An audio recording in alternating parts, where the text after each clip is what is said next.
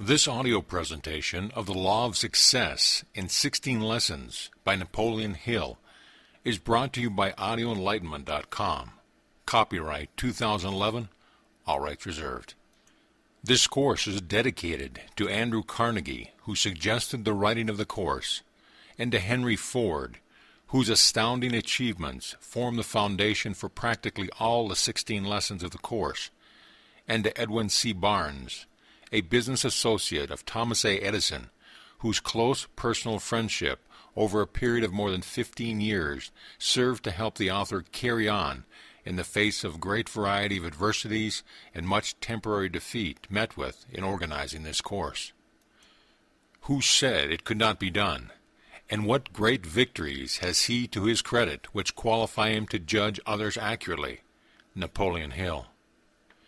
Time is a master worker that heals the wounds of temporary defeat and equalizes the inequalities in rights and the wrongs of the world.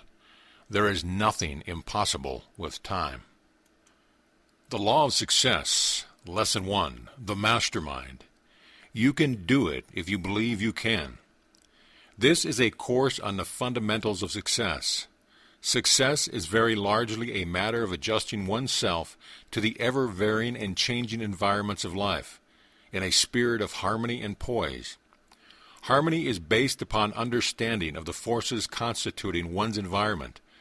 Therefore, this course is in reality a blueprint that may be followed straight to success, because it helps the student to interpret, understand, and make the most of these environmental forces of life. Before you begin reading the Law of Success lessons, you should know something of the history of the course. You should know exactly what the course promises to those who follow it until they have assimilated the laws and principles upon which it is based. You should know its limitations as well as its possibilities as an aid in your fight for a place in the world. From the viewpoint of entertainment, the Law of Success course would be a poor second for most any of the monthly periodicals of the snappy story variety, which may be found upon the newsstands of today. The course has been created for the serious-minded person who devotes at least a portion of his or her time to the business of succeeding in life. The author of the Law of Success course has not intended to compete with those who write purely for the purpose of entertaining. The author's aim in preparing this course has been of a twofold nature, namely, first to help the earnest student find out what are his and her weaknesses, and secondly, to help create a definite plan for bridging those weaknesses. The most successful men and women on earth have had to correct certain weak spots in their personalities before they began to succeed. The most outstanding of these weaknesses, which stand between men and women and success, are intolerance, cupidity, greed, jealousy, suspicion, revenge, egotism, conceit, the tendency to reap where they have not sown, and the habit of spending more than they earn. All of these common enemies of mankind, and many more not here mentioned, are covered by the Law of Success course in such a manner that any person of reasonable intelligence may master them with but little effort or inconvenience. You should know at the very outset that the Law of Success course has long since passed through the experimental state, that it already has to its credit a record of achievement that is worthy of serious thought and analysis. You should know also that the Law of Success course has been examined and endorsed by some of the most practical minds of this generation. The Law of Success course was first used as a lecture and was delivered by its author in practically every city and in many of the smaller localities throughout the United States over a period of more than 7 years. Perhaps you were one of the many hundreds of thousands of people who heard this lecture. During these lectures, the author had assistants located in the audience for the purpose of interpreting the reaction of those who heard the lecture, and in this manner he learned exactly what effect it had upon people. As a result of this study and analysis, many changes were made. The first big victory was gained for the Law of Success philosophy when it was used by the author as the basis of a course with which 3,000 men and women were trained as a sales army. The majority of those people were without previous experience of any sort in the field of selling. Through this training, they were enabled to earn more than $1 million for themselves and paid the author $30,000 for his services, covering a period of approximately 6 months. The individuals and small group of salespeople who have found success through the aid of this course are too numerous to be mentioned in this introduction, but the number is large and the benefits they derived from the course were definite. The law of success philosophy was brought to the attention of the late Don R. Mellett, former publisher of the Canton, Ohio Daily News, who formed a partnership with the author of the course and was preparing to resign as publisher of the Canton Daily News and take up the business management of the author's affairs when he was assassinated on July 16, 1926. Prior to his death, Mr. Mellett had made arrangements with Judge Elbert Gary, who was then chairman of the board of the United States Steel Corporation, to present the Law of Success course to every employee of the Steel Corporation, at a total cost of something like $150,000. This plan was halted because of Judge Gary's death, but it proves that the author of the Law of Success has produced an educational plan of an enduring nature. Judge Gary was eminently prepared to judge the value of such a course, and the fact that he analyzed the Law of Success philosophy and was preparing to invest the huge sum of $150,000 in it is proof of the soundness of all that is said in behalf of the course. You will observe in this general introduction to the course a few technical terms which may not be plain to you. Do not allow this to bother you. Make no attempt at first reading to understand these terms. They will be plain to you after you read the remainder of the course. This entire introduction is intended only as a background for the other 15 lessons of the course, and you should read it as such. You will not be examined on this introduction, but you should read it many times, as you will get from it at each reading a thought or an idea which you did not get on the previous reading. In this introduction you will find a description of a newly discovered law of psychology, which is the very foundation stone of all outstanding personal achievement. This law has been referred to by the author as the mastermind, meaning a mind that is developed through the harmonious cooperation of two or more people who ally themselves for the purpose of accomplishing any given task.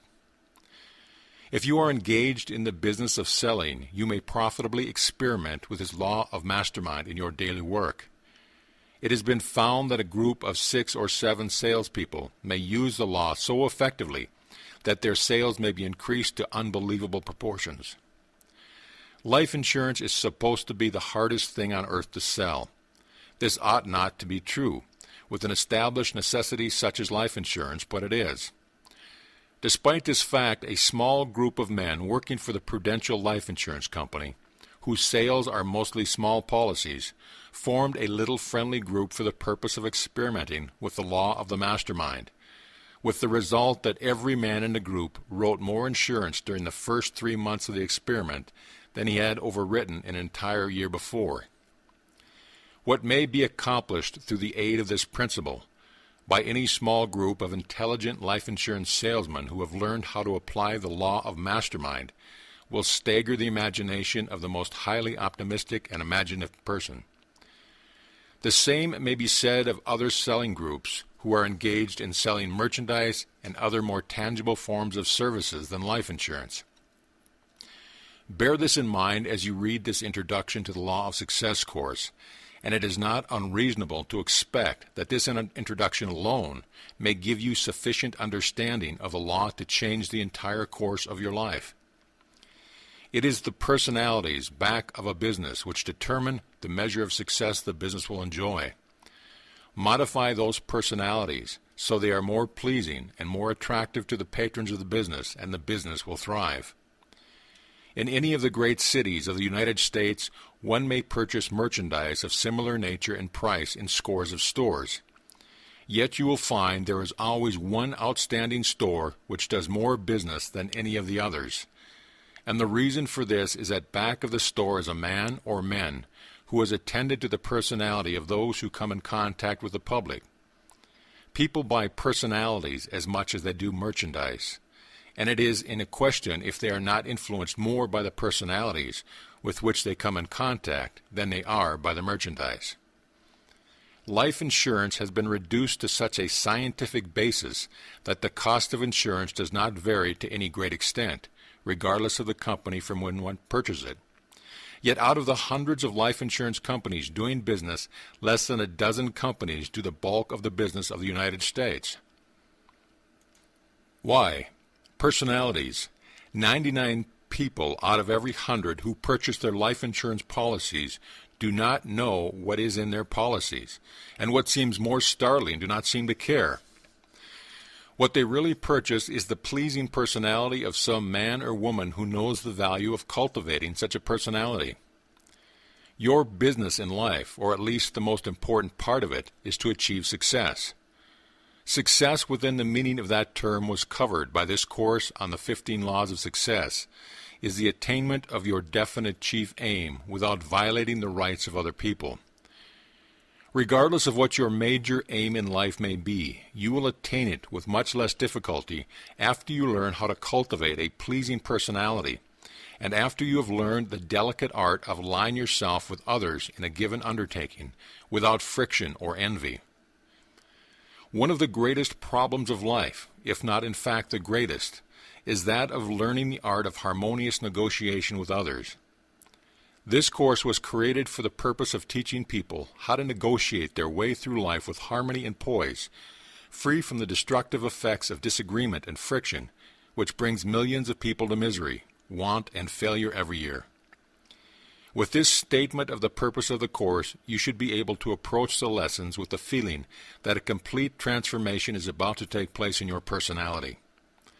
You cannot enjoy outstanding success in life without power, and you can never enjoy power without sufficient personality to influence other people to cooperate with you in the spirit of harmony. This course shows you step by step how to develop such a personality. Lesson by lesson, the following is a statement of that which you may expect to receive from the 15 Laws of Success. Chapter 1. A definite chief aim will teach you how to save the wasted effort which the majority of people expend in trying to find their life work. This lesson will show you how to do away forever with aimlessness and fix your heart and hand upon some definite, well-conceived purpose as a life work. 2. Self-confidence will help you master the 6 basic fears with which every person is cursed: the fear of poverty, the fear of ill health, the fear of old age, the fear of criticism, the fear of loss of love of someone, and the fear of death.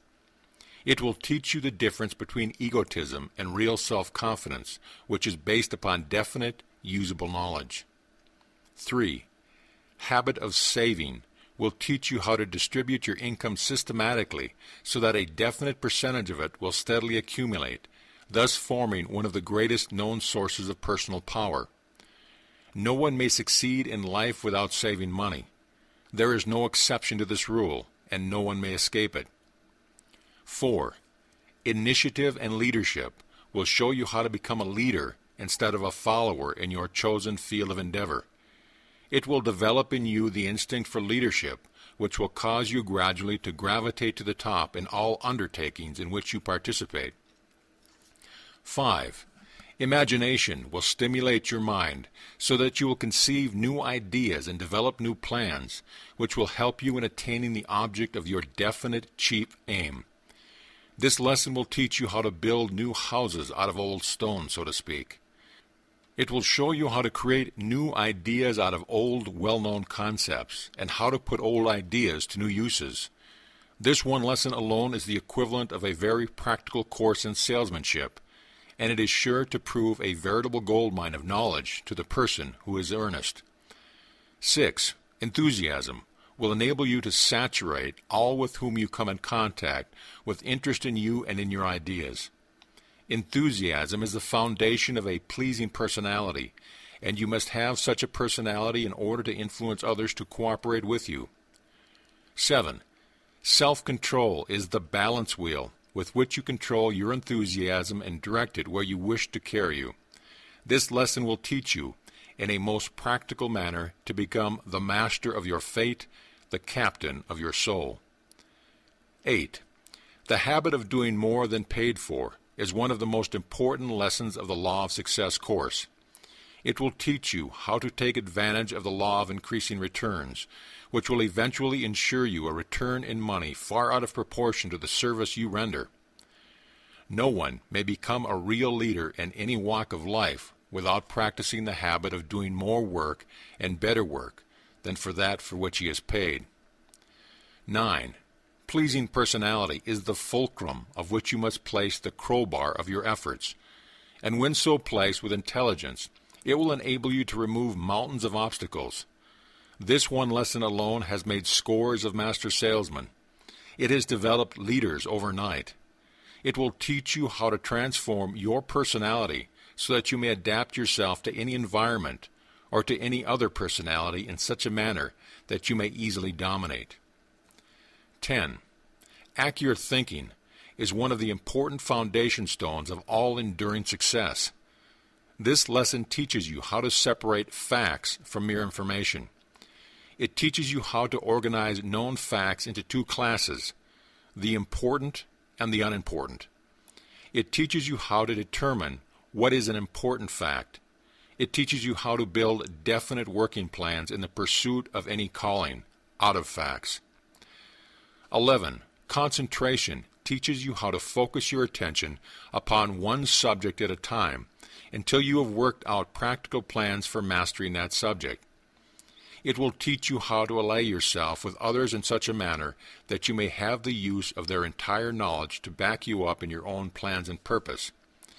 It will give you a practical working knowledge of the forces around you and show you how to harness and use these forces in furthering your own interests. 12. Cooperation will teach you the value of teamwork in all you do. In this lesson, you will be taught how to apply the law of the mastermind described in this introduction and in Lesson 2 of this course. This lesson will show you how to coordinate your own efforts with those of others in such a manner that friction, jealousy, strife, envy, and cupidity will be eliminated. You will learn how to make use of all that other people have learned about the work in which you are engaged. 13. Profiting by failure will teach you how to make stepping stones out of all your past and future mistakes and failure. It will teach you the difference between failures and temporary defeat, a difference which is very great and very important. It will teach you how to profit by your own failures and by the failures of other people. 14. Tolerance will teach you how to avoid the disastrous effects of racial and religious prejudices, which mean defeat for millions of people who permit themselves to become entangled in foolish arguments over these subjects, thereby poisoning their own minds and closing the door to reason and investigation. This lesson is the twin sister of the one on accurate thought, for the reason that no one may become an accurate thinker without practicing tolerance. Intolerance closes the book of knowledge and writes on the cover, "Fini, I have learned it all." Intolerance makes enemies of those who should be friends. It destroys opportunity and fills the mind with doubt, mistrust, and prejudice. 15. Practicing the Golden Rule will teach you how to make use of this great universal law of human conduct in such a manner that you may easily get harmonious cooperation from any individual or group of individuals. Lack of understanding of the law upon which the Golden Rule philosophy is based is one of the major causes of failure of millions of people who remain in misery, poverty, and want all their lives. This lesson has nothing whatsoever to do with religion in any form, nor with sectarianism, nor with any of the other lessons of this course on the law of success. When you have mastered these 15 laws and made them your own, as you may do within a period of from 15 to 30 weeks, you will be ready to develop sufficient personal power to ensure the attainment of your definite chief aim. The purpose of these 15 laws is to develop or help you organize all the knowledge you have, and all you acquire in the future, so you may turn this knowledge into power. You should read the Law of Success course with a notebook by your side, for you will observe that ideas will begin to flash into your mind as you read, as to ways and means of using these laws in advancing your own interests. You should also begin teaching these laws to those in whom you are most interested, as it is a well-known fact that the more one tries to teach a subject, the more he learns about that subject. A man who has a family of young boys and girls may so indelibly fix these 15 laws of success in their minds that this teaching will change the entire course of their lives. The man with a family should interest his wife in studying this course with him, for reasons which will be plain before you complete reading this introduction. Power is one of the three basic objects of human endeavor. Power is of two classes, that which is developed through coordination of natural physical laws and that which is developed by organizing and classifying knowledge. Power growing out of organized knowledge is the more important because it places in man's possession a tool with which he may transform, redirect, and to some extent harness and use the other form of power. The object of this reading course is to mark the route by which the student may safely travel in gathering such facts as he may wish to weave into his fabric of knowledge. There are two major methods of gathering knowledge, namely by studying, classifying, and assimilating facts which have been organized by other people, and through one's own process of gathering, organizing, and classifying facts, generally called personal experience. This lesson deals mainly with the ways and means of studying the facts and data gathered and classified by other people. The state of advancement known as civilization is but the measure of knowledge which the race has accumulated. This knowledge is of two classes, mental and physical. Among the useful knowledge organized by man, he has discovered and cataloged the 80-odd physical elements of which all material forms in the universe consists. By study and analysis and accurate measurements, man has discovered the bigness of the material side of the universe as represented by planets, suns, and stars, some of which are known to be over 10 million times as large as the little earth on which he lives. On the other hand, man has discovered the littleness of the physical forms which constitute the universe by reducing the 80-odd physical elements to molecules, atoms, and finally to the smallest particle, the electron. An electron cannot be seen. It is but a center of force consisting of a positive or a negative. The electron is the beginning of everything of a physical nature. Molecules, atoms, and electrons, to understand both the detail and the perspective of the process through which knowledge is gathered, organized, and classified, it seems essential for the student to begin with the smallest and simplest particles of physical matter, because these are the ABCs with which nature has constructed the entire framework of the physical portion of the universe. The molecule consists of atoms, which are said to be little invisible particles of matter revolving continuously with the speed of lightning, on exactly the same principle that the earth revolves around the sun. These little particles of matter, known as atoms, which revolve in one continuous circuit in the molecule, are said to be made up of electrons, the smallest particles of physical matter. As already stated, the electron is nothing but two forms of force. The electron is uniform, of but one class, size, and nature. Thus, in a grain of sand or a drop of water, the entire principle upon which the whole universe operates is duplicated. How marvelous, how stupendous! You may gather some slight idea of the magnitude of it all the next time you eat a meal, by remembering that every article of food you eat, the plate on which you eat it, the tableware and the table itself are, in final analysis, but a collection of electrons. In the world of physical matter, whether one is looking at the largest star that floats through the heavens, or the smallest grain of sand to be found on earth, the object under observation is but an organized collection of molecules, atoms, and electrons, revolving around one another at inconceivable speed. Every particle of physical matter is in a continuous state of highly agitated motion. Nothing is ever still, although nearly all possible matter may appear to the physical eye to be motionless. There is no solid physical matter. The hardest piece of steel is but an organized mass of revolving molecules, atoms and electrons. Moreover, the electrons in a piece of steel are at the same nature and move at the same rate of speed as the electrons in gold, silver, brass, or pewter. The 80-odd forms of physical matter appear to be different from one another, and they are different because they are made up of different combinations of atoms, although the electrons in these atoms are always the same, except that some electrons are positive and some are negative, meaning that some carry a positive charge of electrification while others carry a negative charge. Through the science of chemistry, matter may be broken up into atoms which are within themselves unchangeable. The 80-odd elements are created through and by reason of combining and changing of the positions of the atoms.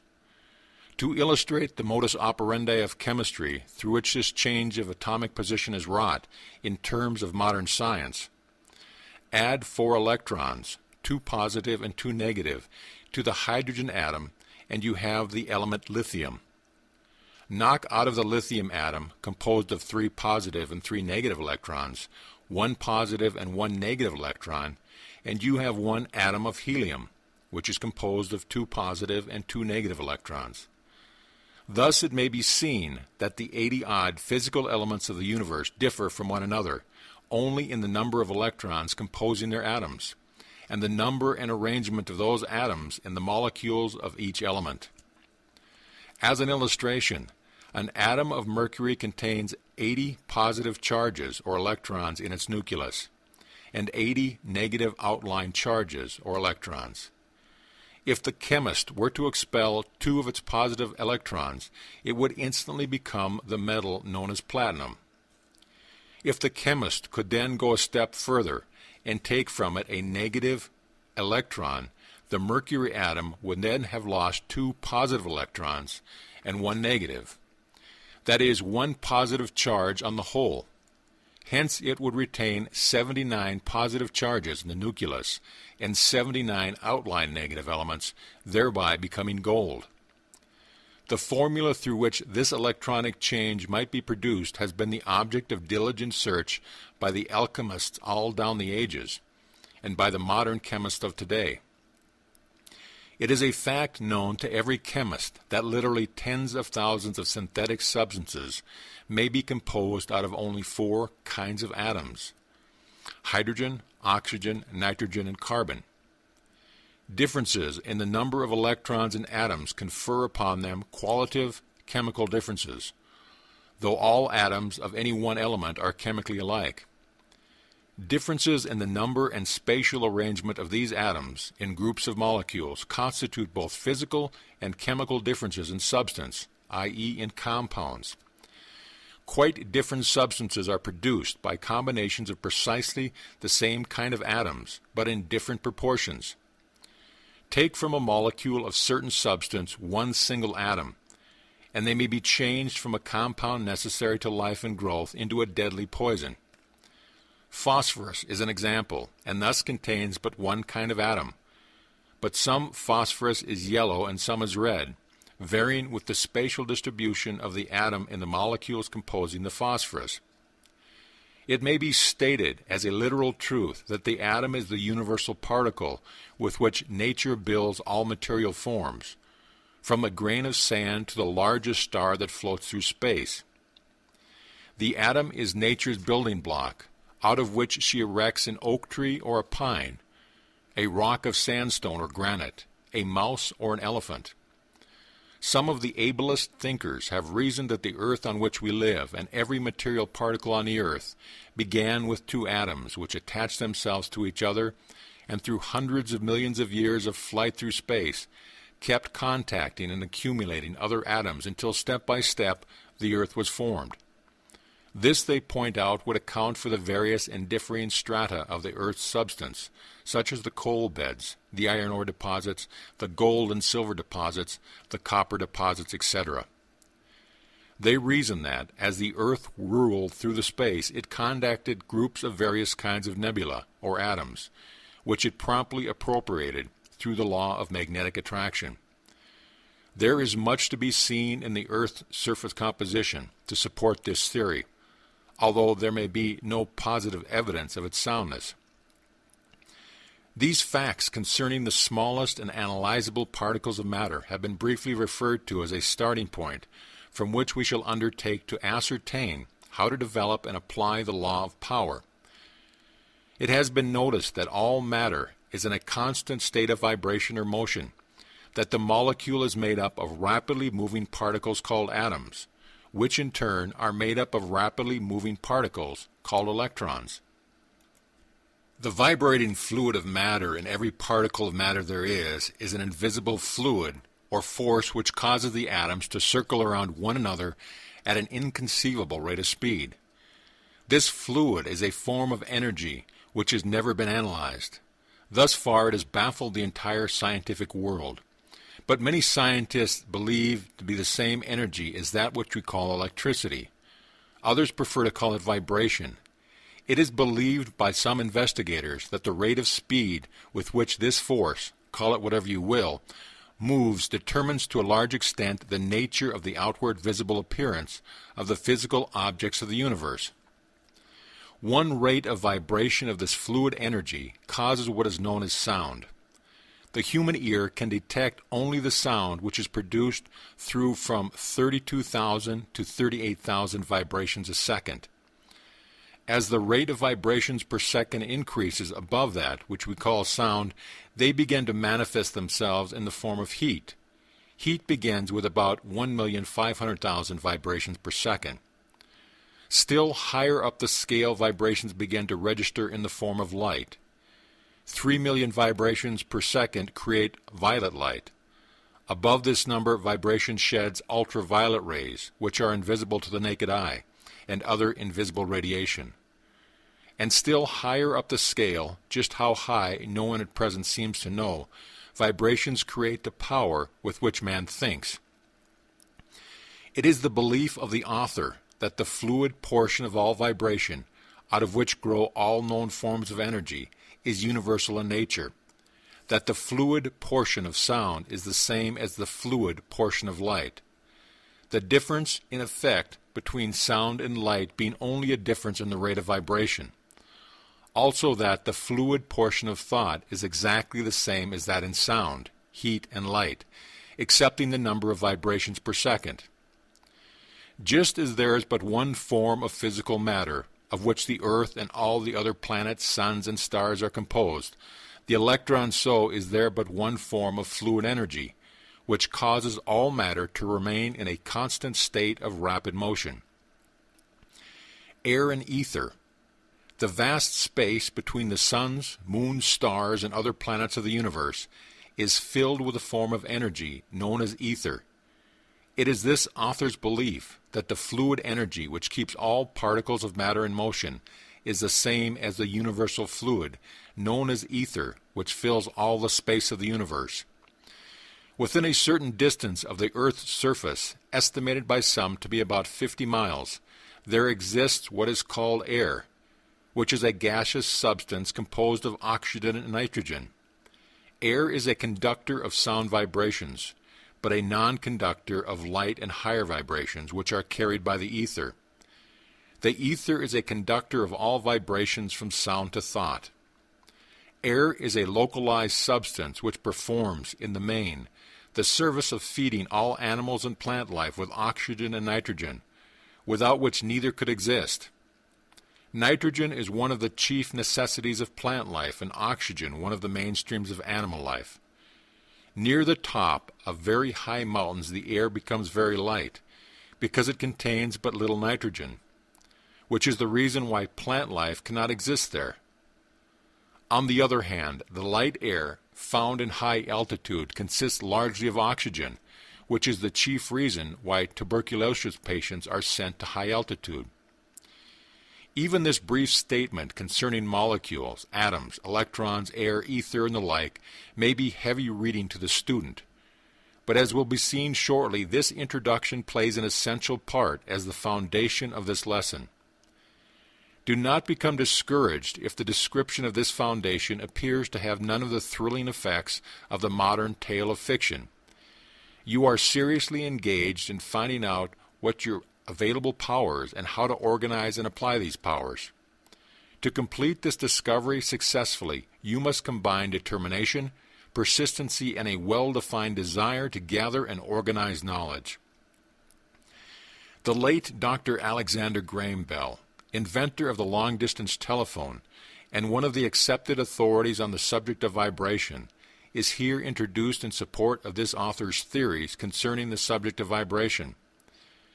Suppose you have the power to make an iron rod vibrate with any desired frequency in a dark room. At first, when vibrating slowly, its movement will be indicated by only one sense, that of touch. As soon as the vibrations increase, a low sound will emanate from it, and it will appeal to two senses. At about 32,000 vibrations to the second, the sound will be loud and shrill. But at 40,000 vibrations, it will be silent, and the movements of the rod will not be perceived by touch. Its movements will be perceived by no ordinary human sense. From this point up to about 1,500,000 vibrations per second, we have no sense that can appreciate any effect on the intervening vibrations. After that stage is reached, movement is indicated first by the sense of temperature, and then, when the rod becomes red hot, by the sense of sight. At 3 million vibrations, it sheds violet light. Above that, it sheds ultraviolet rays and other invisible radiation, some of which can be perceived by instruments and employed by us. Now it has occurred to me that there must be a great deal to be learned about the effect of those vibrations in the great gap where the ordinary human senses are unable to hear, see, or feel the movement. The power to send wireless messages by ether vibrations lies in that gap. But the gap is so great that it seems that there must be much more. You must make machines practically to supply new senses as the wireless instruments do. Can it be said, when you think of that great gap, that there are not many forms of vibrations that may give us results as wonderful as, or even more wonderful than, the wireless waves? It seems to me that in this gap lie the vibrations which we have assumed to be given off by our brains and nerve cells when we think. But then again, they may be higher up, in the scale beyond the vibrations that produce the ultraviolet rays. Author's note: the last sentence suggests the theory held by the author. Do we need a wire to carry these vibrations? Will they not pass through the ether without a wire, just as the wireless waves do? How will they be perceived by the recipient? Will he hear a series of signals, or will he find that another man's thoughts have entered into his brains? We may indulge in some speculations based on what we know of the wireless waves, which, as I have said, are all we can recognize of the vast series of vibrations which theoretically must exist. If the thought waves are similar to the wireless waves, they must pass from the brain and flow endlessly around the world and the universe. The body and the skull and the other solid obstacles would form no obstruction to their passage, as they pass through the ether which surrounds the molecules of every substance, no matter how solid and dense. You ask if there would not be constant interfering and confusion if other people's thoughts were flowing through our brains and setting up thoughts in them that did not originate with ourselves. How do you know that other men's thoughts are not interfering with yours now? I have noticed a good many phenomena of mind disturbances that I have never been able to explain. For instance, there is the inspiration or the discouragement that a speaker feels in addressing an audience. I have experienced this many times in my life and have never been able to define exactly the physical causes behind it. Many recent scientific discoveries, in my opinion, point to a day, not far distant perhaps, when men will read another man's thoughts, when thoughts will be conveyed directly from brain to brain without intervention of speech, writing, or any of the present known methods of communication. It is not unreasonable to look forward to a time when we will see without eyes, hear without ears, and talk without tongues.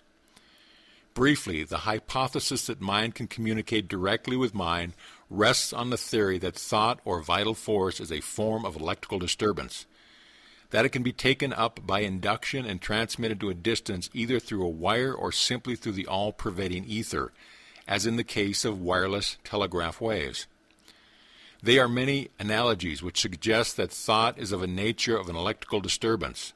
A nerve, which is on the same substance as the brain, is an excellent conductor of the electrical current.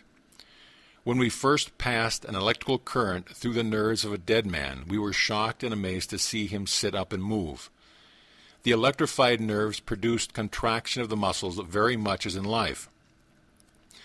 The nerves appear to act upon the muscles very much as the electric current acts upon an electromagnet. The current magnetizes a bar of iron placed at right angles to it, and the nerve produces, through the intangible current of vital force that flows through them, contraction of the muscular fibers that are arranged at right angles to them. It would be possible to cite many reasons why thought and vital force may be regarded as the same nature as electricity. The electric current is held to be a wave motion of the ether, the hypothetical substance that fills all space and pervades all substances.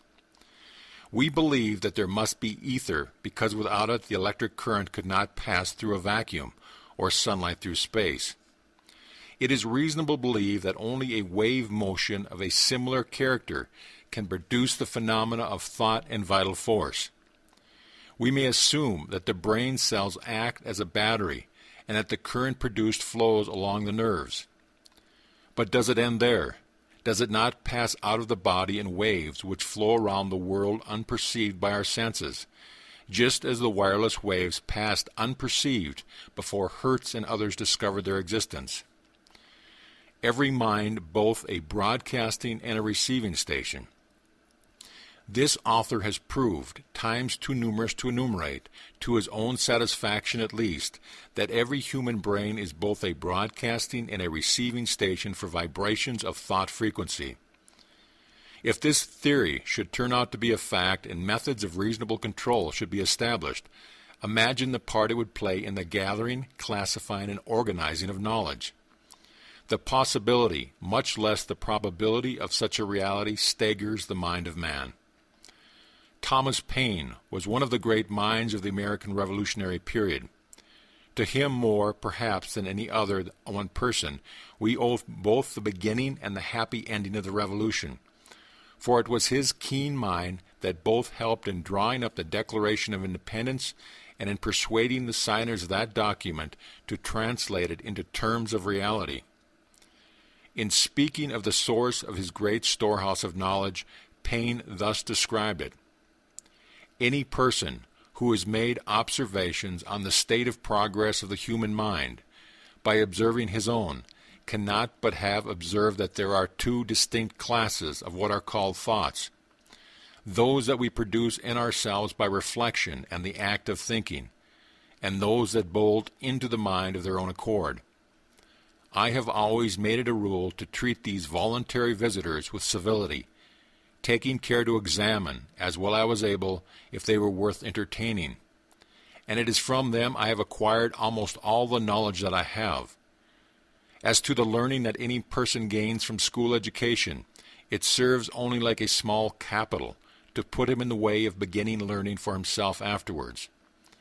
Every person of learning is finally his own teacher, the reason for which is that principles cannot be impressed upon the memory. Their place of mental residence is the understanding, and they are never so lasting as when they begin by conception. In the foregoing words, Paine, the great American patriot and philosopher, described an experience which at one time or another is the experience of every person. Who is there so unfortunate as not to have received positive evidence that thoughts and even complete ideas will pop into the mind from outside sources? What means of conveyance is there for such visitors except the ether? Ether fills the boundless space of the universe. It is the medium of conveyance for all known forms of vibration such as sound, light, and heat. Why should it not be also the medium of conveyance of the vibration of thought? Every mind or brain is directly connected with every other brain by means of the ether. Every thought released by any brain may be instantly picked up and interpreted by all other brains that are in rapport with the sending brain. This author is as sure as his fact as he is that the chemical formula H2O will produce water. Imagine, if you can, what a part this principle plays in every walk of life. Nor is the probability of ether being a conveyor of thought from mind to mind the most astonishing of its performance. It is the belief of this author that every thought vibration released by any brain is picked up by the ether and kept in motion in circuitous wavelengths corresponding in length to the intensity of the energy used in their release. That these vibrations remain in motion forever, that they are one of the two sources from which thoughts which pop into one's mind emanate, the other source being direct and immediate contact through the ether with the brain releasing the thought vibration. Thus it will be seen that if this theory is a fact, the boundless space of the whole universe is now and will continue to become literally a mental library wherein may be found all the thoughts released by mankind. The author is here laying the foundation for one of the most important hypotheses enumerated in the lesson Self-Confidence, a fact which the student should keep in mind as he approaches that lesson. This is a lesson on organized knowledge. Most of the useful knowledge to which the human race has become heir has become preserved and accurately recorded in nature's Bible. By turning back the pages of this unalterable Bible, man has read the story of the terrific struggle through and out of which the present civilization has grown. The pages of this Bible are made up of the physical elements of which this earth and other planets consists, and of the ether which fills the space. By turning back the pages written on stone and covered near the surface of this earth on which he lives, man has uncovered the bones, skeletons, footprints, and other unmistakable evidence of the history of animal life on this earth, planted there for his enlightenment and guidance by the hand of Mother Nature throughout unbelievable periods of time. The evidence is plain and unmistakable. The great stone pages of nature's Bible found on this earth, and the endless pages of that Bible represented by the ether, wherein all past human thought has been recorded, constitute an authentic source of communication between the Creator and man. This Bible has begun before man had reached the thinking stage, indeed before man had reached the amoeba stage of development. This Bible is above and beyond the power of man to alter. Moreover, it tells its story, not in the ancient dead languages or hieroglyphics of half-savage races, but in universal language, which all have eyes may read. Nature's Bible, from which we have derived all the knowledge that is worth knowing, is one that no man may alter or in any manner tamper with. The most marvelous discovery yet made by man is that of the recently discovered radio principle, which operates through the aid of ether, an important portion of nature's Bible. Imagine the ether picking up the ordinary vibration of sound and transforming that vibration from audio frequency into radio frequency, carrying it to a properly attuned receiving station, and then transforming it back into its original form of audio frequency, all in the flash of a second. It should surprise no one that such a force could gather up the vibration of thought and keep that vibration in motion forever. The established and known fact of instantaneous transmission of sound through the agency of the ether by means of the modern radio apparatus removes the theory of transmission of thought vibration from mind to mind, from the possible to the probable. The master mind, we come now to the next step in the description of the ways and means by which one may gather, classify, and organize useful knowledge. Through harmonious alliance of two or more minds, out of which grows a mastermind. The term mastermind is abstract and has no counterpart in the field of known facts, except to a small number of people who have made a careful study of the effect of one mind upon other minds. This author has searched in vain through all the textbook and essays available on the subject of the human mind, but nowhere has been able to find even the slightest reference to the principle here described as the mastermind. The term first came to the attention of the author through an interview with Andrew Carnegie in the manner described in Lesson 2.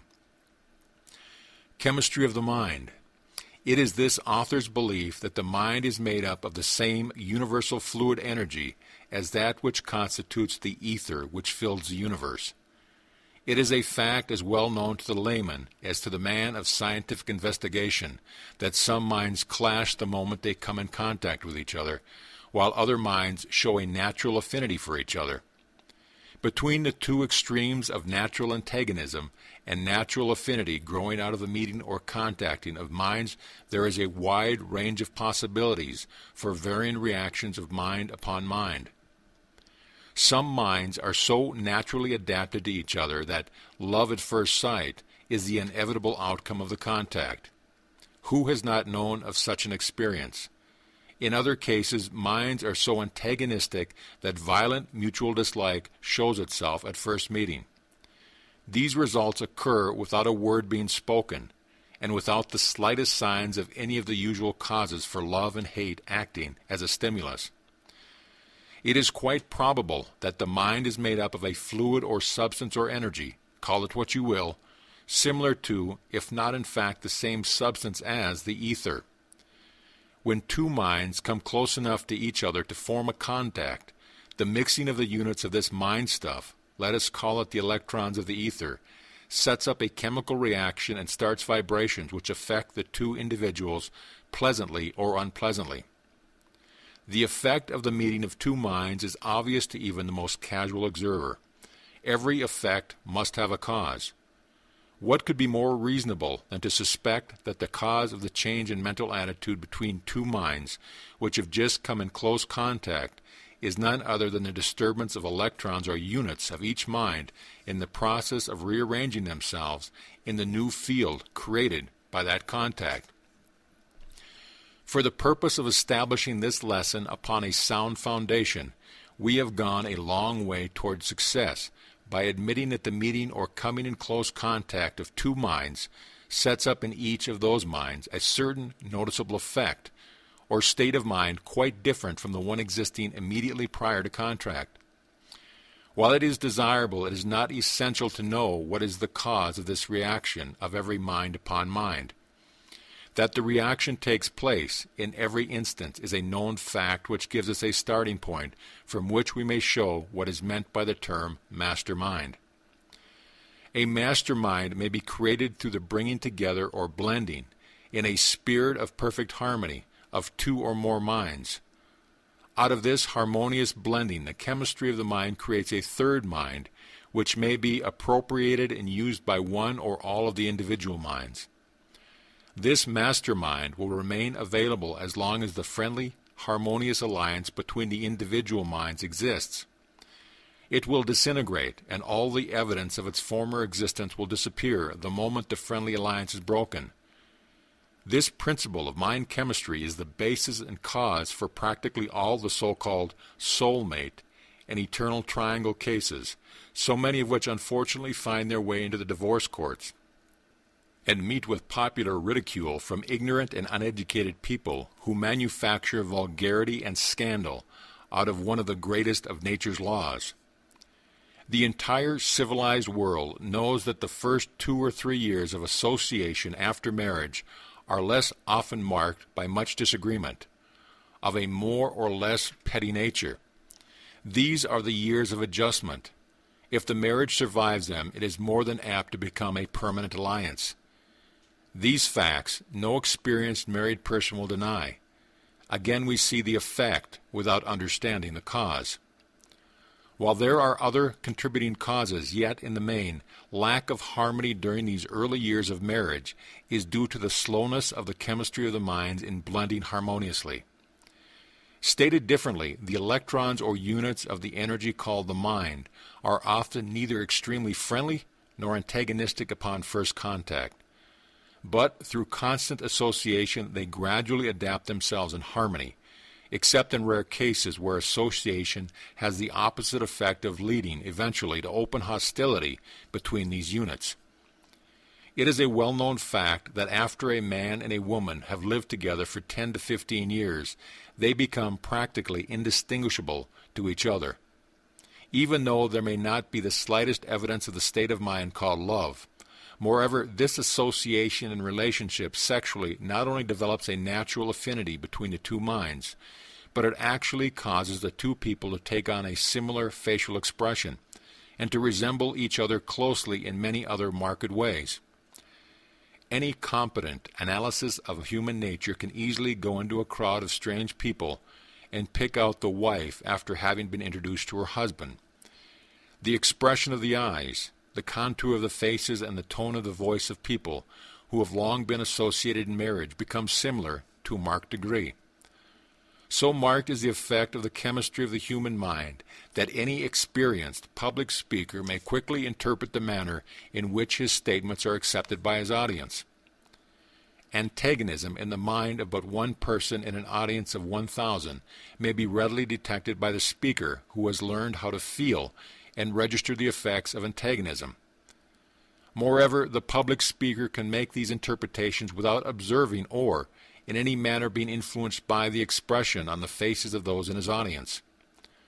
On account of these facts, an audience may cause a speaker to rise to great heights of oratory or heckle him into failure, without making a sound or denoting a single expression of satisfaction or dissatisfaction through the features of the face. All master salesmen know the moment the psychological time for closing has arrived, not by what the prospective buyer says, but from the effect of the chemistry of his mind as interpreted or felt by the salesman. Words often belie the intentions of those speaking them, but a correct interpretation of the chemistry of the mind leaves no loophole for such a possibility. Every able salesman knows that the majority of buyers have the habit of affecting a negative attitude almost to the very climax of the sale. Every able lawyer has developed a sixth sense whereby he is enabled to feel his way through the most artfully selected words of the clever witness who is lying, and correctly interpret that which is in the witness's mind through the chemistry of the mind.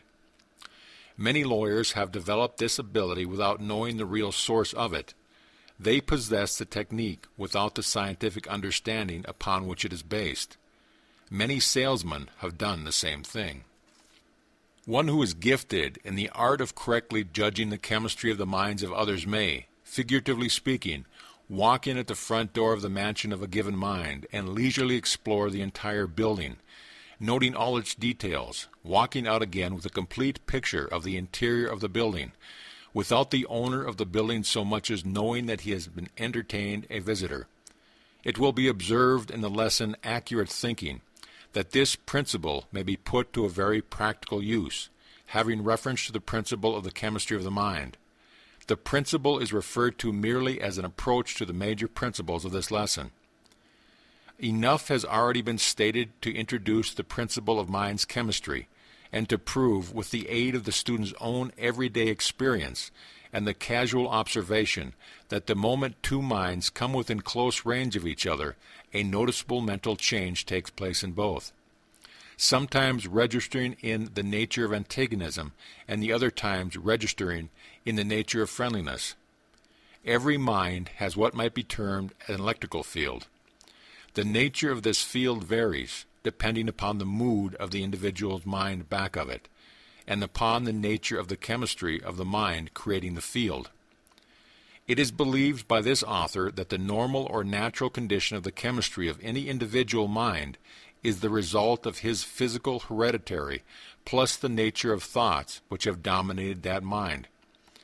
That every mind is continuously changing to the extent that the individual's philosophy and general habits of thought change the chemistry of his or her own mind.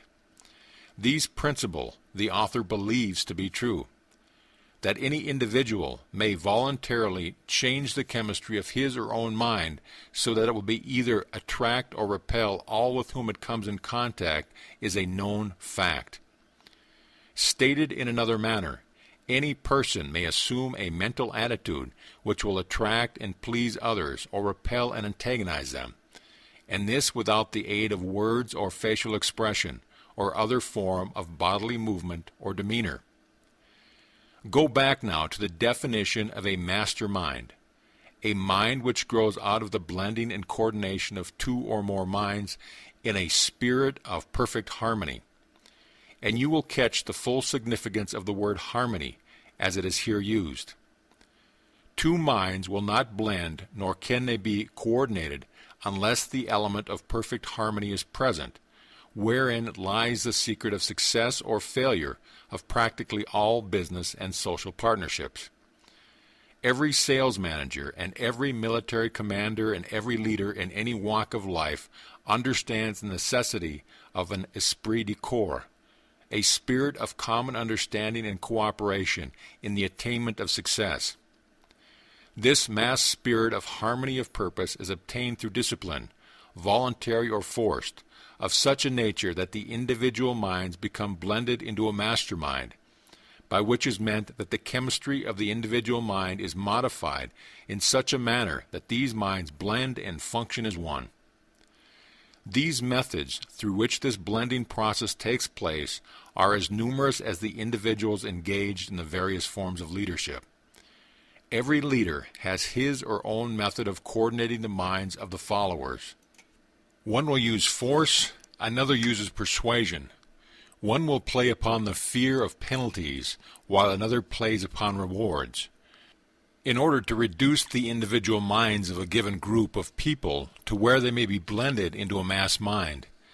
The student will not have to search deeply in the history of statesmanship, politics, business, or finance to discover the techniques employed by the leaders in these fields in the process of blending the minds of individuals into a mass mind.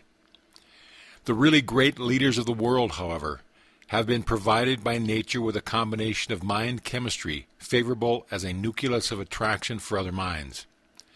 Napoleon was a notable example of a man possessing the magnetic type of mind which had a very decided tendency to attract all minds with which it came into contact. Soldiers followed Napoleon to certain death without flinching because of the impelling or attracting nature of his personality, and that personality was nothing more or less than the chemistry of his mind. No group of minds can be blended into a mastermind if one of the individuals of that group possesses one of those extremely negative, repellent minds. The negative and positive minds will not blend in the sense here described as a mastermind. Lack of knowledge of this fact has brought many an otherwise able leader to defeat. Any able leader who understands this principle of mind chemistry may temporarily blend the minds in practically any group of people, so that it will represent a mass mind. But the composition will disintegrate almost the very moment the leader's presence is removed from that group. The most successful life insurance sales organization and other sales forces meet once a week or more often for the purpose of what? For the purpose of merging the individual minds into a master mind which will, for a limited number of days, serve as a stimulus to the individual minds. It may be, and generally is, true that the leaders of these groups do not understand what actually takes place in these meetings, which are usually called pep meetings. The routine of such meetings is usually given over to talks by the leader and other members of the group, and occasionally from someone outside of the group. Meanwhile, the minds of the individuals are conducting and recharging one another. The brain of a human being may be compared to an electric battery in that it will become exhausted or run down, causing the owner of it to feel despondent, discouraged, and lacking in pep. Who is so fortunate as never to have had such a feeling? The human brain, when in this depleted condition, must be recharged, and the manner in which this is done is through contact with a more vital mind or minds. The great leaders understood the necessity of this recharging process, and moreover, they understand how to accomplish its result. This knowledge is the main feature which distinguishes a leader from a follower. Fortunate is the person who understands this principle sufficiently well to keep his or her brain vitalized or recharged by periodically contacting it with a more vital mind. Sexual conduct is one of the most effective of the stimuli through which a mind may be recharged, providing the contact is intelligently made between man and woman who have genuine affection for each other. Any other sort of sexual relationship is a devitalizer of the mind. Any competent practitioner of psychotherapeutics can recharge a brain within a few minutes. Before passing away from the brief reference made to sexual conduct as a means of revitalizing a depleted mind, it seems appropriate to call attention to the fact that all of the great leaders, in whatever walks of life they have arisen, have been and are people of highly sexed natures. The word sexed is not an indecent word. You will find it in all the dictionaries. There is a growing tendency upon the part of the best informed physicians and other health practitioners to accept the theory that all diseases begin when the brain of the individual is in a depleted or devitalized state. Stated in another way, it is a known fact that a person who has a perfectly vitalized brain is practically, if not entirely, immune from all manner of disease. Every intelligent health practitioner, or whatever school or type, knows that nature or the mind cures disease in every instance where a cure is effected. Medicines, faith, laying on the hands, chiropractic, osteopathy, and all other forms of outside stimulant are nothing more than artificial aids to nature, or to state it correctly, mere methods of setting the chemistry of the mind into motion to the end that it readjusts the cells and tissues of the body, revitalizes the brain, and otherwise causes the human machine to function normally. The most orthodox practitioner will admit the truth of this statement. What, then, may be the possibilities of the future development in the field of mind chemistry? Through the principle of harmonious blending of minds, perfect health may be enjoyed. Through the aid of this same principle, sufficient power may be developed to solve the problem of economic pressure which constantly pressures upon every individual.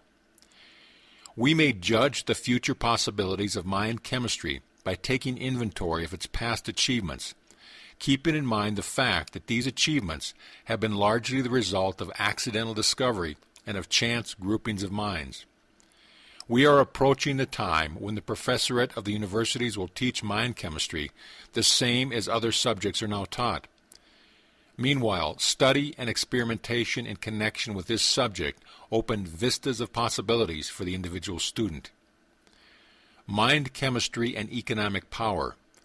That mind chemistry may be appropriately applied to the workaday affairs of the economic and commercial world is a demonstrable fact.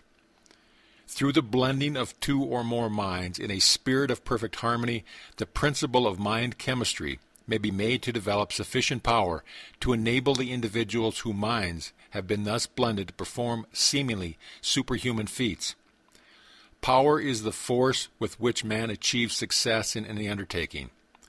Power in unlimited quantities may be enjoyed by any group of men or men and women who possess the wisdom with which to submerge their own personalities and their own immediate individual interests through the blending of their minds in a spirit of perfect harmony. Observe, profitability, the frequency with which the word harmony appears throughout this introduction. There can be no development of a master mind where this element of perfect harmony does not exist. The individual units of the mind will not blend with the individual units of another until the two minds have been aroused and warmed, as it were, with a spirit of perfect harmony of purpose. The moment two minds begin to take divergent roads of interest, the individual units of each mind separate, and the third element, known as a master mind, which grew out of the friendly or harmonious alliance, will disintegrate. We come now to the study of some well-known men who have accumulated great power and also great fortunes through the application of mind chemistry. Let us begin our study with three men who are known to be men of great achievement in their respective fields of economic, business, and professional endeavor. Their names are Henry Ford, Thomas Edison, and Harvey Firestone. Of the three, Henry Ford is by far the most powerful, having reference to economic and financial power. Mr. Ford is the most powerful man now living on earth. Many who have studied Mr. Ford believe him to be the most powerful man who ever lived. As far as is known, Mr. Ford is the only man now living, or who ever lived, with sufficient power to outwit the money trust of the United States. Mr. Ford gathers millions of dollars with as great ease as a child fills its bucket with sand when playing on the beach. It has been said by those who were in position to know that Mr. Ford, if he needed it, could send out the call for money and gather it in $1 billion and have it available for use within 1 week. No one who knows of Ford's achievements doubt this. Those who know him well know that he could do it without no more effort than the average man expends in raising the money with which to pay a month's house rent. He could get his money if he needed it, through the intelligent application of the principles on which this course is based. While Mr. Ford's new automobile was in the process of perfection in 1927, it is said that he received advance orders with cash payments for more than 375,000 cars.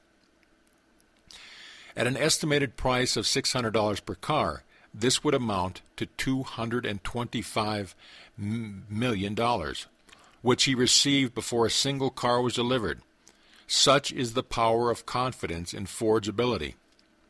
Mr. Edison, as everyone knows, is a philosopher, scientist, and inventor.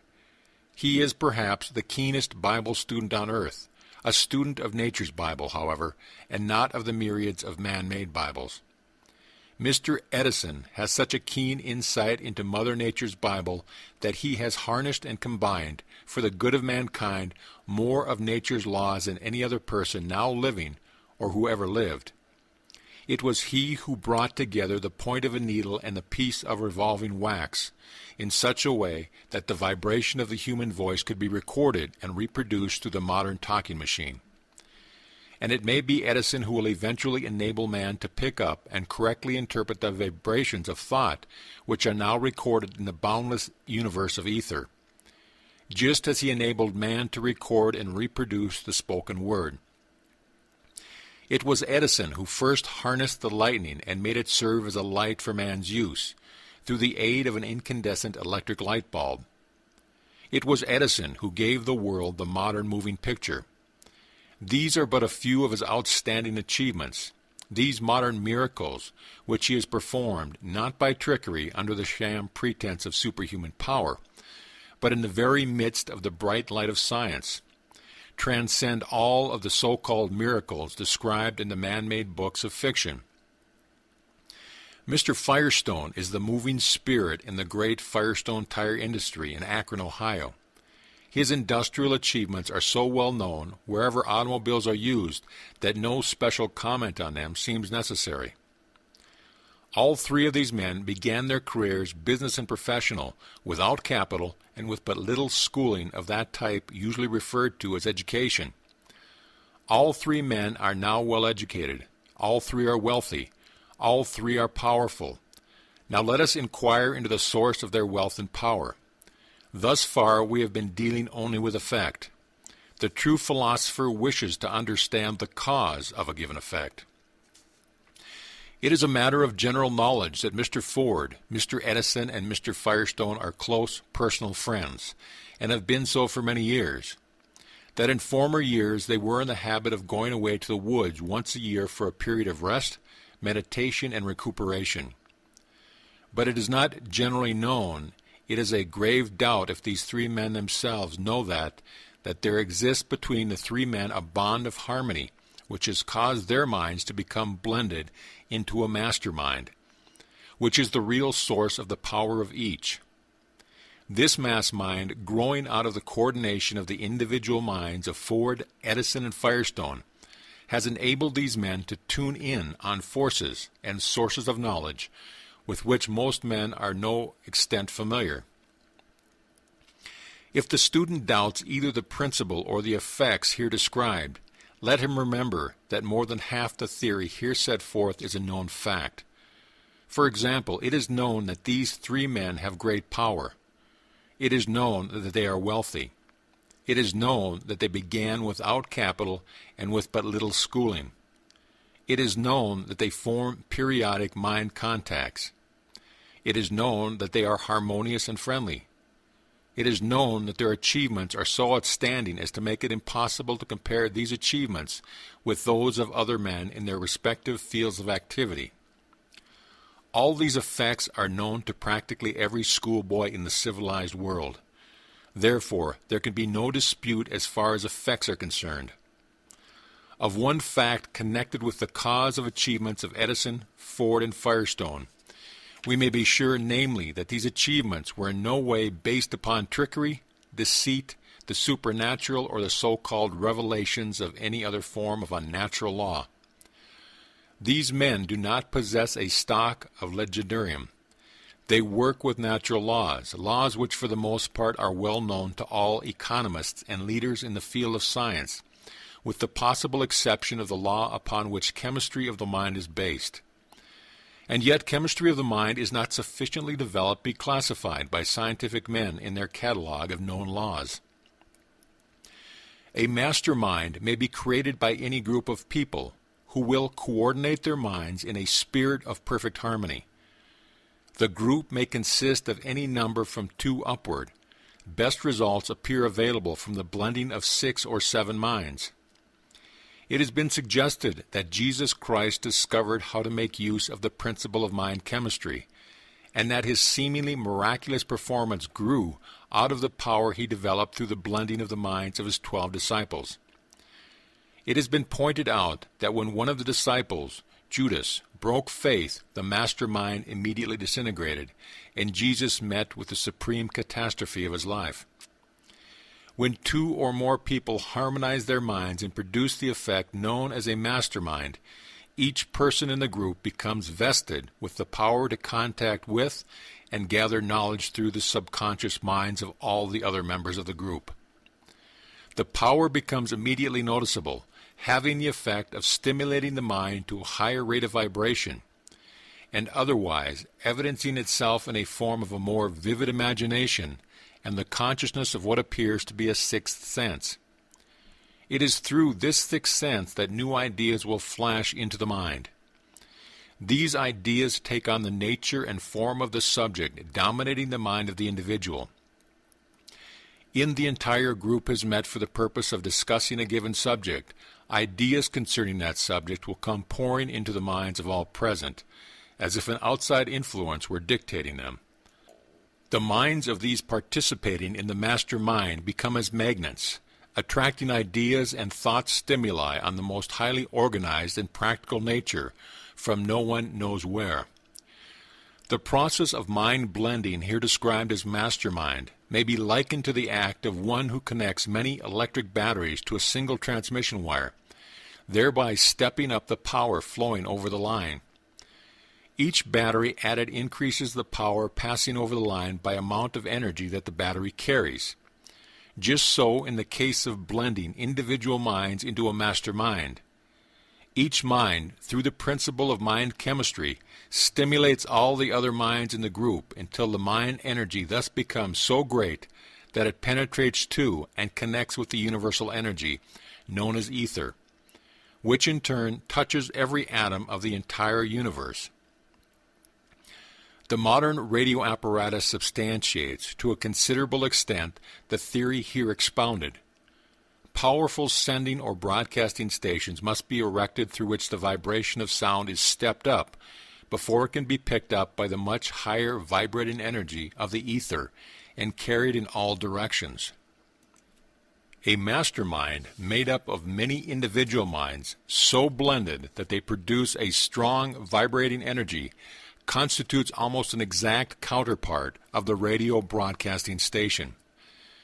Every public speaker has felt the influence of mind chemistry, for it is a well-known fact that as soon as the individual minds of an audience become in rapport, tuned to the rate of vibration of the mind of the speaker with the speaker, there is a noticeable increase of enthusiasm in the speaker's mind, and he often rises to heights of oratory which surprise all, including himself. The first 5 to 10 minutes of the average speech are devoted to what is known as warming up. By this is meant the process through which the minds of the speaker and his audience are becoming blended in a spirit of perfect harmony. Every speaker knows what happens when this state of perfect harmony fails to materialize upon part of his audience. The seemingly supernatural phenomena occurring in spiritualistic meetings are the result of the reaction upon one another of the minds in the group. These phenomena seldom begin to manifest themselves under 10 to 20 minutes after the group is formed, for the reason that this is about the time required for the minds in the group to become harmonized or blended. The messages received by members of a spiritualistic group probably come from one or two sources, or from both, namely, first, from the vast storehouse of the subconscious mind of some member of the group, or second, from the universal storehouse of the ether, in which it is more than probable all thought vibration is preserved. Neither any known natural law or human reason supports the theory of communication with individuals who have died. It is a known fact that any individual may explore the store of knowledge in another's mind through this principle of mind chemistry, and it seems reasonable to suppose that this power may be extended to include contact with whatever vibrations are available in the ether, if there are any. The theory that all the higher and more refined vibrations, such as those growing out of thought, are preserved in the ether, grows out of the known fact that neither matter nor energy, the two known elements of the universe, may be either created or destroyed. It is reasonable to suppose that all vibrations which have been stepped up sufficiently to be picked up and absorbed in the ether will go on forever. The lower vibrations, which do not blend with or otherwise contact the ether, probably live a natural life and die out. All the so-called geniuses probably gained their reputations because, by mere chance or otherwise, they formed alliances with other minds which enabled them to step up their own mind vibrations to where they were enabled to contact the vast temple of knowledge, recorded and filed in the ether of the universe. All of the great geniuses, as far as this author has been enabled to gather the facts, were highly sexed people. The fact that sexual contact is the greatest known mind stimulant lends color to the theory herein described. Inquiring further into the source of economic power as manifested by the achievement of men in the field of business, let us study the case of the Chicago group known as the Big Six, consisting of William Wrigley, Jr., who owns the chewing gum business bearing his name, and whose individual income is said to be more than $15 million a year. J.R. Thompson, who operates a chain of lunchrooms bearing his name.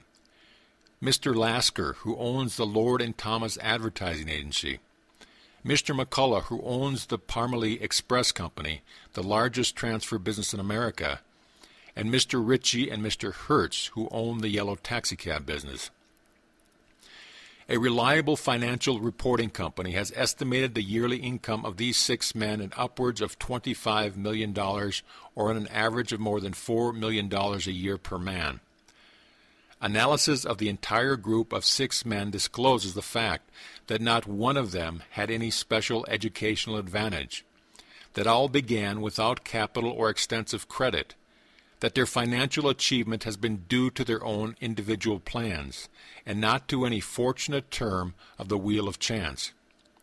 Many years ago, these six men formed a friendly alliance, meeting at stated periods for the purpose of assisting one another with ideas and suggestions in their various and sundry lines of business endeavor. With the exception of Hertz and Ritchie, none of the six men were in any manner associated in a legal partnership. These meetings were strictly for the purpose of cooperating on the give and take basis of assisting one another with ideas and suggestions, and occasionally by endorsing notes and other securities to assist some member of the group who had met with an emergency making such help necessary.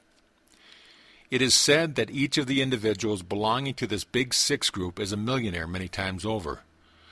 As a rule, there is nothing worthy of special comment on behalf of a man who does nothing more than accumulate a few $1,000,000. However, there is something connected with the financial success of this particular group of men that is well worth commenting. study, analysis, and even emulation, and that something is the fact that they have learned how to coordinate their individual minds by blending them in the spirit of cooperation and perfect harmony, thereby creating a mastermind that unlocks to each individual of the group doors which are closed to most of the human race. The United States Steel Corporation is one of the strongest and most powerful industrial organizations in the world. The idea out of which this great industrial giant grew was born in the mind of Elbert Gary, a more or less commonplace small-town lawyer who was born and reared in a small Illinois town near Chicago.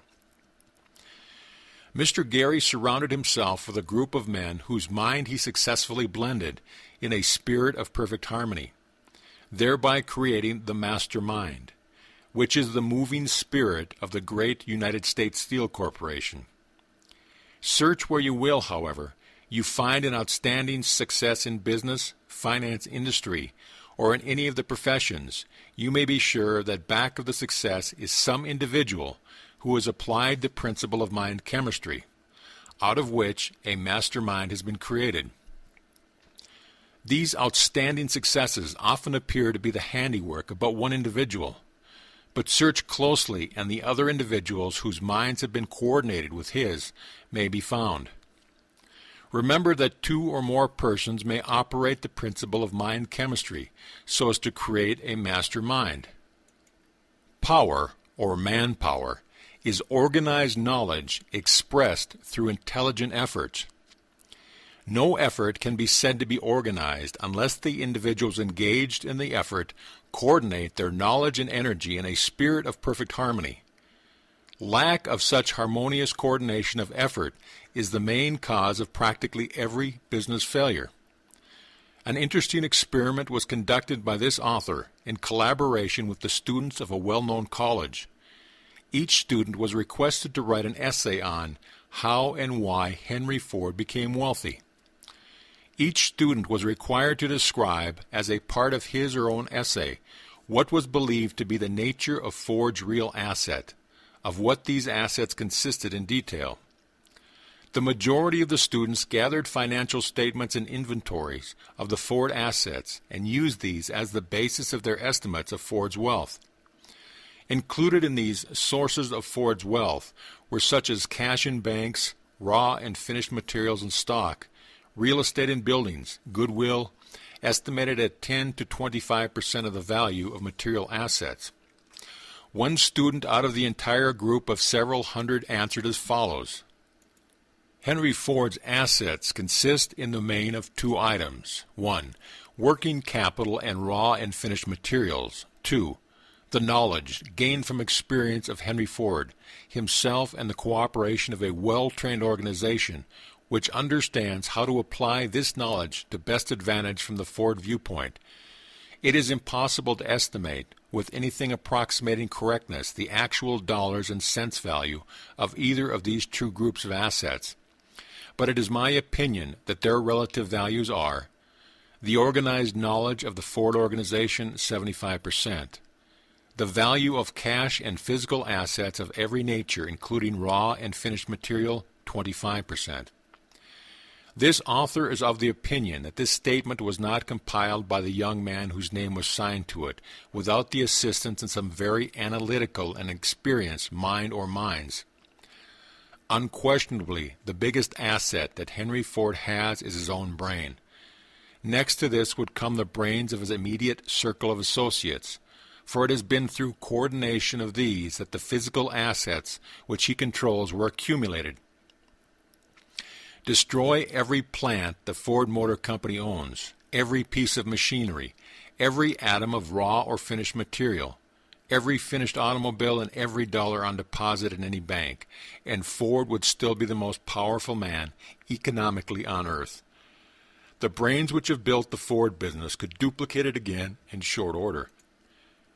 Capital is always available in unlimited quantities to brains such as Ford. Ford is the most powerful man on earth economically because he has the keenest and most practical conception of the principle of organized knowledge of any man on earth, as far as this author has the means of knowing. Despite Ford's great power and financial success, it may be that he has blundered often in the application of the principles through which he accumulated his power. There is but little doubt that Ford's method of mind coordination have often been crude. They must needs have been in the earlier days of this experience, before he gained the wisdom of application that would naturally go with any maturity of years. Neither can there be much doubt that Ford's application of the principle of mind chemistry was at least at the start the result of a chance alliance with other minds, particularly the mind of Edison. It is more than probable that Mr. Ford's remarkable insight into the laws of nature was first begun as the result of his friendly reliance with his own wife long before he ever met Mr. Edison or Mr. Firestone. Many a man who never knew the real source of his success is made by his wife, through application of the mastermind principle. Mrs. Ford is a most remarkably intelligent woman, and this author has reason to believe that it was her mind, blended with Mr. Ford's, which gave him his first real start towards power. It may be mentioned, without any way depriving Ford of any honor or glory, that in his earlier days of experience, he had to combat the powerful enemies of illiteracy and ignorance to the greater extent than did either Edison or Firestone. Both of him were gifted by natural hereditary with a most fortunate aptitude for acquiring and applying knowledge. Ford had to hew his talent out of the rough, raw timbers of his hereditary estate.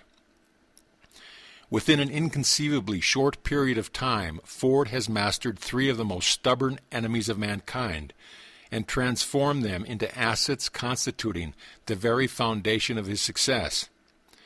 These enemies are ignorance, illiteracy, and poverty. Any man who can stay the hand of these three savage forces, much less harness and use them to good account, is well worth close study by the less fortunate individuals. This is an age of industrial power in which we are living. The source of all this power is organized effort. Not only has the management of industrial enterprises efficiently organized individual workers, but in many instances, mergers of industries have been effected in such a manner and to the end that these combinations, as in the case of United States Steel Corporation, for example, have accumulated practically unlimited power. One may hardly glance at the news of a day's events without seeing a report of some business, industrial or financial merger, bringing under one management enormous resources and thus creating great power. One day it is a group of banks, another day it is a chain of railroads, the next day it is a combination of steel plants, all merging for the purpose of developing power through highly organized and coordinated effort. Knowledge, general in nature and unorganized, is not power. It is only potential power, the material of which real power may be developed. Any modern library contains an unorganized record of all the knowledge of value to which the present stage of civilization is heir. But this knowledge is not power because it is not organized. Every form of energy and every species of animal or plant life to survive must be organized. The oversized animals whose bones have filled nature's boneyard through extinction have left mute but certain evidence that non-organization means annihilation. From the electron, the smallest particle of matter, to the largest star in the universe, these and every material thing in between these two extremes offer proof positive that one of nature's first laws is that of organization. Fortunate is the individual who recognizes the importance of this law and makes it his business to familiarize himself with the various ways in which the law may be applied to advantage. The astute businessman has not only recognized the importance of the law of organized effort, but he has made this law the warp and the woof of his power. Without any knowledge whatsoever of the principle of mind chemistry, or that such a principle even exists, many men have accumulated great power by merely organizing the knowledge they possessed. The majority of all who have discovered the principle of mind chemistry and developed that principle into a mastermind have stumbled upon this knowledge by the merest of accident, often failing to recognize the real nature of their discovery or to understand the source of their power.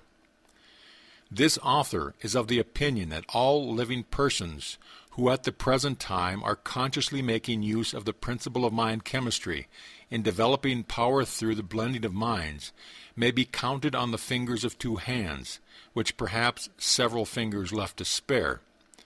If this estimate is even approximately true, the student will readily see that there is but slight danger of the field of mind chemistry practice becoming overcrowded. It is a well-known fact that one of the most difficult tasks that any business person must perform is that of inducing those who are associated with him to coordinate their efforts in a spirit of harmony. To induce continuous cooperation between a group of workers in any undertaking is next to impossible. Only the most efficient leaders can accomplish this highly desired object, but once in a great while such a leader will rise above the horizon in the field of industry, business, or finance, and then the world hears of a Henry Ford, Thomas Edison, John Rockefeller Sr., E. Harriman, or James J. Hill. Power and success are practically synonymous terms. One grows out of the other. Therefore, any person who has the knowledge and the ability to develop power through the principle of harmonious coordination of efforts between individual minds, or in any other manner, may be successful in any reasoning undertaking that is possible of successful termination. It must not be assumed that a master mind will immediately spring, mushroom fashion, out of every group of minds which makes pretense of coordination in the spirit of harmony. Harmony in the real sense of meaning of the word is as rare among groups of people as is genuine Christianity among those who proclaim themselves Christians. Harmony is the nucleus around which the state of mind, known as mastermind, must be developed. Without this element of harmony, there can be no mastermind, a truth which cannot be repeated too often. Woodrow Wilson had in mind the development of a mastermind to be composed of groups of minds representing the civilized nations of the world, in his proposal for establishing the League of Nations. Wilson's conception was the most far-reaching humanitarian idea ever created in the mind of man, because it dealt with a principle which embraces sufficient power to establish a real brotherhood of man on earth. The League of Nations, or some similar blending of international minds in a spirit of harmony, is sure to become a reality. The time when such unity of minds will take place will be measured largely by the time required for the great universities and non-sectarian institutions of learning to supplant ignorance and superstition with understanding and wisdom. This time is rapidly approaching. The psychology of the revival meeting. The old religious orgy known as the revival offers a favorable opportunity to study the principle of mind chemistry known as mastermind. It will be observed that music plays no small part in bringing about the harmony essential to the blending of a group of minds in a revival meeting. Without music, the revival meeting would be a tame affair. During revival services, the leader of the meeting has no difficulty in creating harmony in the minds of his devotees. But it is a well-known fact that this state of harmony lasts no longer than the presence of the leader, after which the mastermind has always temporarily created disintegrates. By arousing the emotional nature of the followers, the revivalist has no difficulty, under the proper stage setting and with the embellishment of the right sort of music, in creating a master mind which becomes noticeable to all who come in contact with it. The very air becomes charged with a positive, pleasing influence which changes the entire chemistry of all minds present.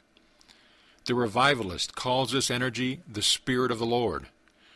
This author, through experiments conducted with a group of scientific investigators and laymen who were unaware of the nature of the experiment, has created the same state of mind and the same positive atmosphere without calling it the Spirit of the Lord.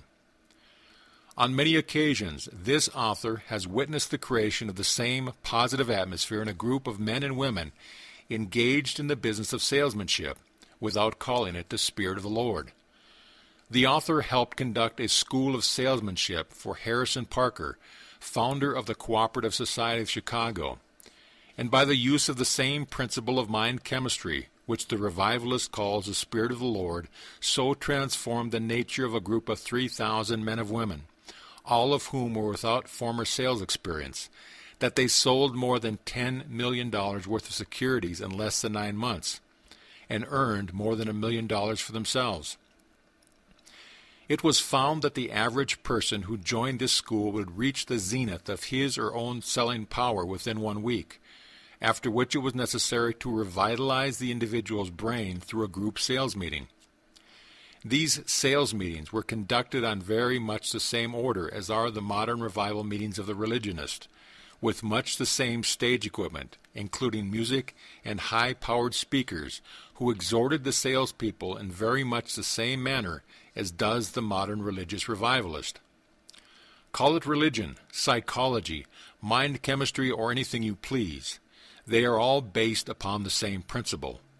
But there is nothing more certain than the fact that wherever a group of minds are brought into contact, in a spirit of perfect harmony, each mind in the group becomes immediately supplanted and reinforced with a noticeable energy called a master mind. For all this writer professes to know, this uncharted energy may be the Spirit of the Lord, but it operates just as favorably when called by any other name. The human brain and nervous system constitute a piece of intricate machinery which but few, if any, understand. When controlled and properly directed, this piece of machinery can be made to perform wonders of achievement, and if not controlled, it will perform wonders fantastic and phantom-like in nature, as may be seen by examining the inmates of an insane asylum. The human brain has different connection with a continuous influx of energy from which man derives his power to think. The brain receives this energy, mixes it with the energy created by the food taken in the body, and distributes it to every portion of the body. Through the aid of the blood and the nervous system, it thus becomes what we call life. From what source this outside energy comes, no one seems to know. All we know about it is that we must have it or die. It seems reasonable to suppose that this energy is none other than that which we call ether, and that it flows into the body along with the oxygen from the air as we breathe. Every normal human body possesses a first-class chemical laboratory and a stock of chemicals sufficient to carry on the business of breaking up, assimilating, and properly mixing and compounding the food we take into the body, preparatory to distributing it to wherever it is needed as a bodybuilder. Ample tests have been made, both with man and beast, to prove that the energy known as the mind plays an important part in this chemical operation of compounding and transforming food into the required substances to build and keep the body in repair. It is known that worry, excitement, or fear will interfere with the digestive process, and in extreme cases stop this process altogether, resulting in illness or death. It is obvious, then, that the mind enters into the chemistry of food digestion and distribution. It is believed by many eminent authorities, although it may never have been scientifically proved, that the energy known as mind or thought may become contaminated with negative or unsociable units to such an extent that the whole nervous system is thrown out of the working order. Digestion is interfered with, and various and sundry forms of disease will manifest themselves. Financial difficulties and unrequited love affairs head the list of causes of such mind disturbances. A negative environment such as that existing where some members of the family is constantly nagging will interfere with the chemistry of the mind to such an extent that the individual will lose ambition and gradually sink into oblivion. It is because of this fact that the old saying that a man's wife may either make or break him is literally true. In a subsequent lesson, a whole chapter on this subject is addressed to the wives of men. Any high school student knows that certain food combinations will, if taken into the stomach, result in indigestion, violent pain, and even death. Good health depends, in part at least, upon a food combination that harmonizes, But harmony of food combinations is not sufficient to ensure good health. There must be harmony also between the units of energy known as the mind. Harmony seems to be one of nature's laws, without which there can be no such thing as organized energy, or life in any form whatsoever.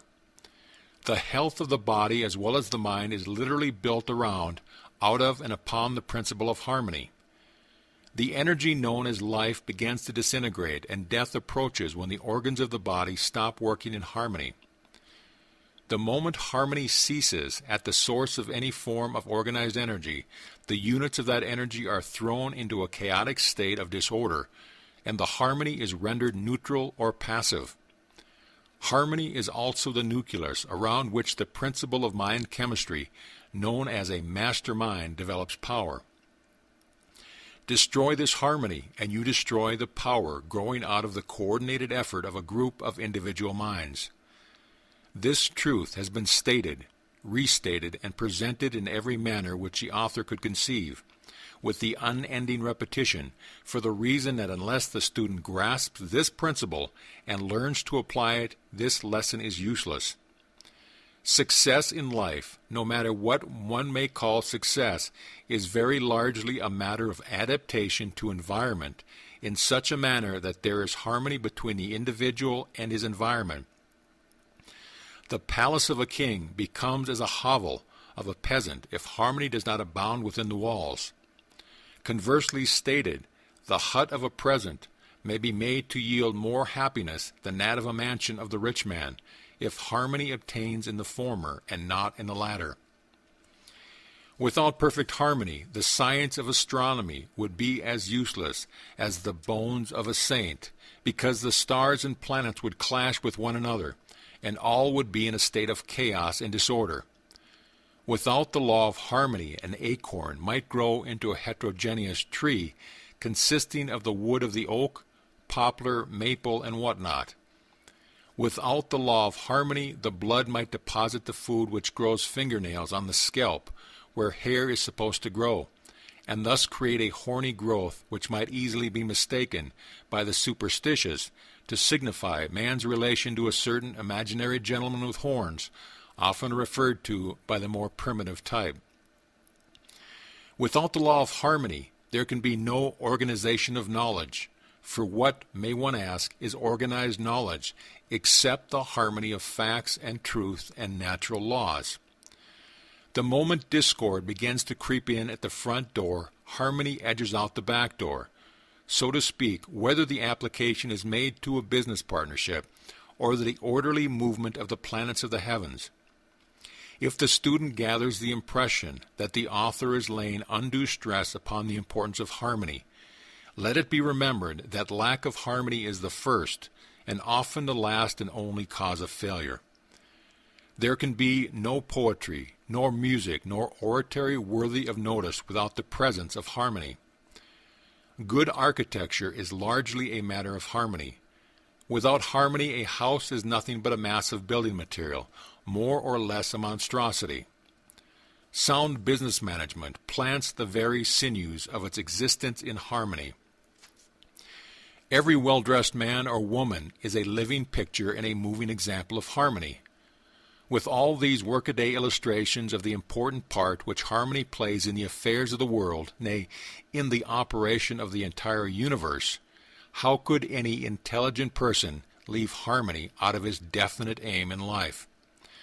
As well have no definite aim as to omit harmony as the chief stone of its foundation. The human body is a complex organization of organs, glands, blood vessels, nerves, brain cells, muscles, etc.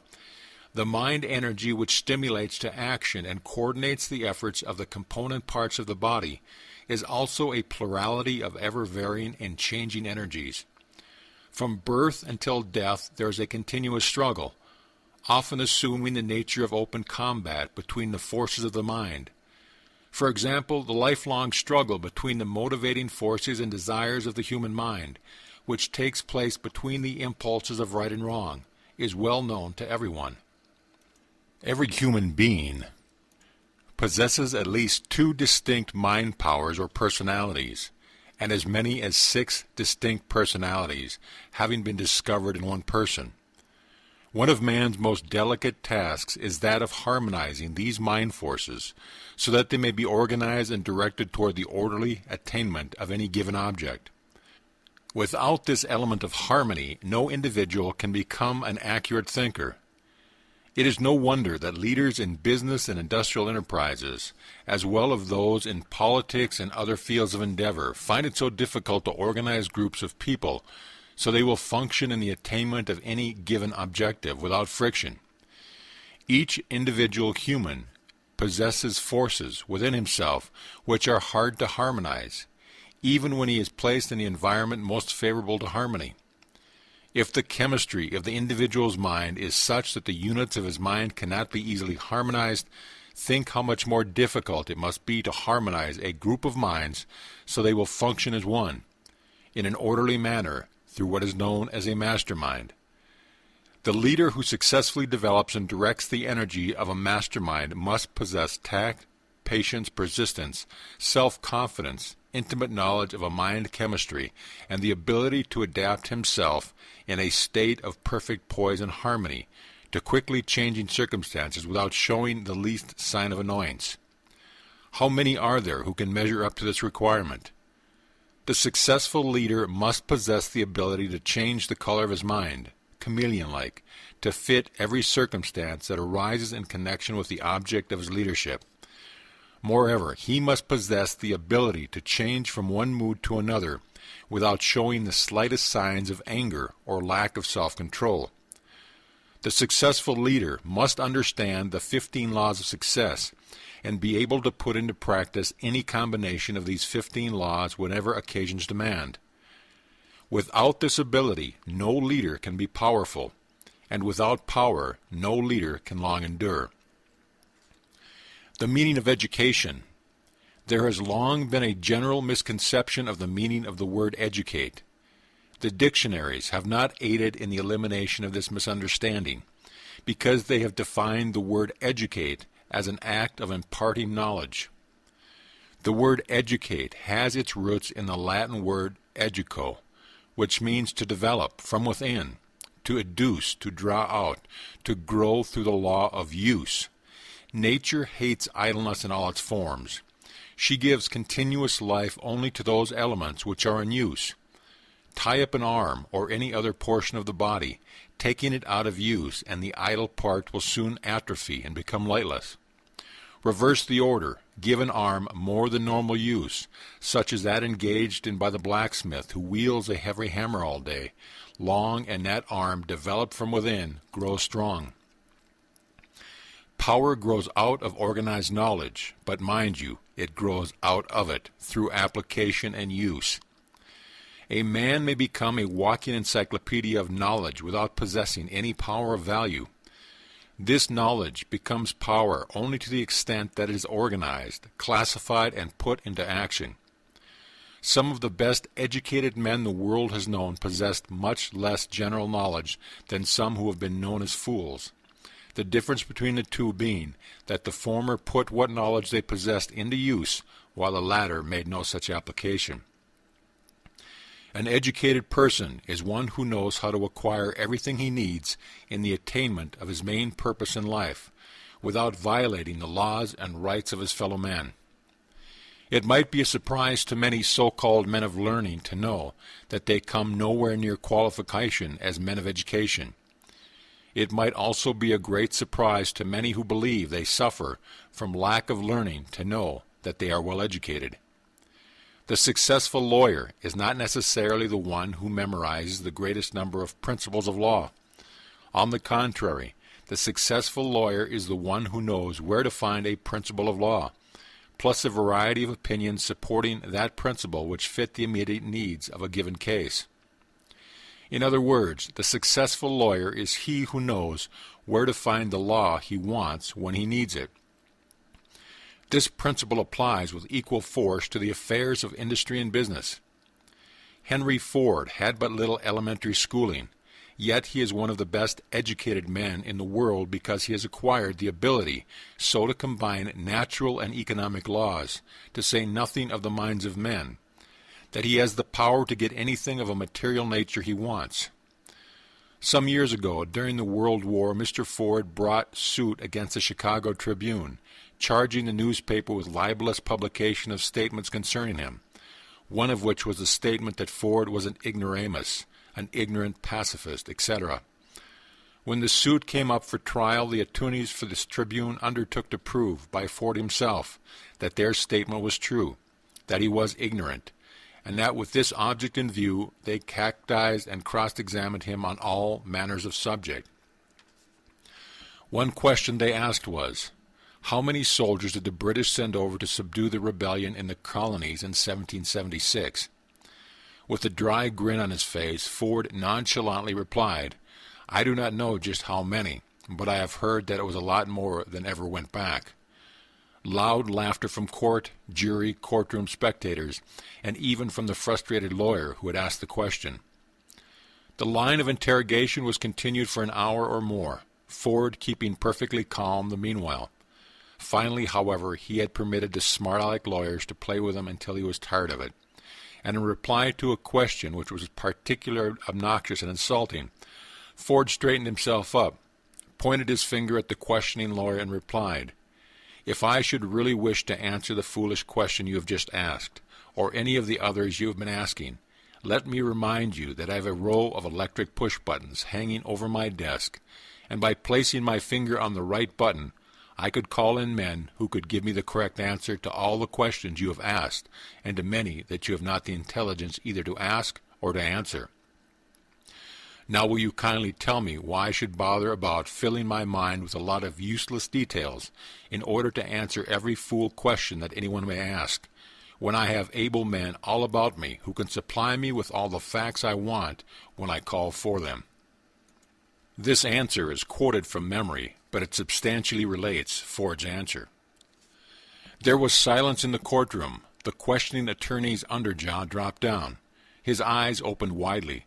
The judge leaned forward from the bench and gazed in Mr. Ford's direction. Many of the jury awoke and looked around as if they had heard an explosion, which they actually had. A prominent clergyman who was present in the courtroom at the time said later that the scene reminded him of that which must have existed when Jesus Christ was on trial before Pontius Pilate, just after he had given his famous reply to the Pilate's question, "What is truth?" In the vernacular of the day, Ford's reply knocked the questioner cold. Up to the time of that reply, the lawyer had been enjoying considerable fun at what he believed to be Ford's expense, by adroitly displaying his, the lawyer's, sample case of general knowledge, and comparing it with that which he inferred to be Ford's ignorance as to many events and subjects. But that answer spoiled the lawyer's fun. It also proved once more, to all who had the intelligence to accept the proof, that true education means mind development, not merely the gathering and classifying of knowledge. Ford could not, in all probability, have named the capitals of all the states of the United States, but he could have, and in fact had gathered the capital with which to turn many wheels within every state in the Union. Education, let us not forget, this consists of the power with which to get everything one needs when he needs it, without violating the rights of his fellow men. Ford comes well within that definition, and for that reason which the author has here tried to make plain, by relating the foregoing incident connected with the simple Ford philosophy. There are many men of learning who could easily entangle Ford, theoretically, with a maze of questions, none of which he personally could answer. But Ford could turn right around and wage a battle in industry or finance that would exterminate those same men with all of their knowledge and all of their wisdom. Ford could not go into his chemical laboratory and separate water into its component atoms of hydrogen and oxygen, and then recombine those atoms in their former order. But he knows how to surround himself with chemists who can do this for him if he wants it done. The man who can intelligently use the knowledge possessed by another is as much or more a man of education as the person who merely has the knowledge but does not know what to do with it. The president of a well-known college inherited a large tract of very poor land. This land had no timber or commercial value, no minerals or other valuable appurtenances. Therefore it was nothing but a source of expense to him, but he had to pay taxes on it. The state built a highway through the land. An uneducated man who was driving his automobile over this road observed that this poor land was on top of a mountain, which commanded a wonderful view for many miles in all directions. He, the ignorant one, also observed that the land was covered with a growth of small pines and other saplings. He bought 50 acres of the land for $10 an acre. Near the public highway he built a unique log house to which he attached a large dining room. Near the house he put in a gasoline filling station. He built a dozen single-room log houses along the road. Those he rented out to tourists at $3 a night each. The dining room, gasoline filling station, and log houses brought him a net income of $15,000 the first year. The next year he extended his plans by adding 50 more log houses of 3 rooms each, which he now rents out as summer country homes to people in nearby city at a rental of $150 each for the season. The building material cost him nothing, for it grew on his land in abundance, the same land which the college professor believed to be worthless. Moreover, the unique and unusual appearance of the log bungalows served as an advertisement of the plan, whereas many would have considered it a real calamity had they been compelled to build out of such crude materials. Less than 5 miles from the location of these log houses, this same man purchased an old worked-out farm of 150 acres for $25 an acre, a price which the seller believed to be extremely high. By building a dam 100 feet in length, the purchaser of this old farm turned a stream of water into a lake that covered 15 acres of that land, stocked the lake with fish, then sold the farm off in building lots to people who wanted summering places around the lake. The total profit realized from this simple transaction was more than $25,000, and the time required for its consummation was just 1 summer. Yet this man of vision and imagination was not educated in the orthodox meaning of that term. Let us keep in mind the fact that it is through these simple illustrations of the use of organized knowledge that one may become educated and powerful. In speaking of the transaction here related, the college president who sold 50 acres of worthless land for $500 said, "Just think of it, that man, whom most of us might call ignorant, mixed his ignorance with 50 acres of worthless land and made the combination yield more yearly than I earned from 5 years of application of so-called education." There is an opportunity, if not scores of them, in every state in America to make use of the idea here described.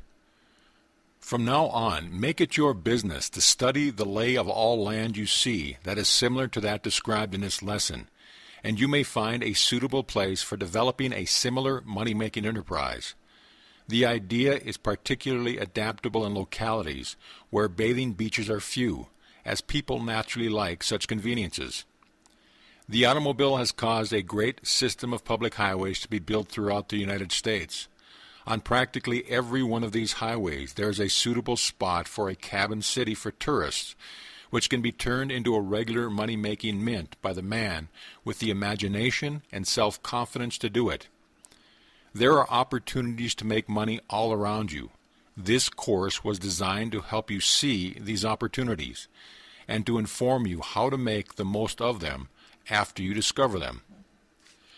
Who can profit most by the law of success philosophy? Railroad officials who want a better spirit of cooperation between their trainmen and the public they serve. Salaried people who wish to increase their earning power and market their services to better advantage. Salespeople who wish to become masters in their chosen field. The law of success philosophy covers every known law of selling and includes many features not included in any other course. Industrial plant managers who understand the value of greater harmony among their employees. Railroad employees who wish to establish records of efficiency which will lead to more responsible positions with greater pay. Merchants who wish to extend their business by adding new customers.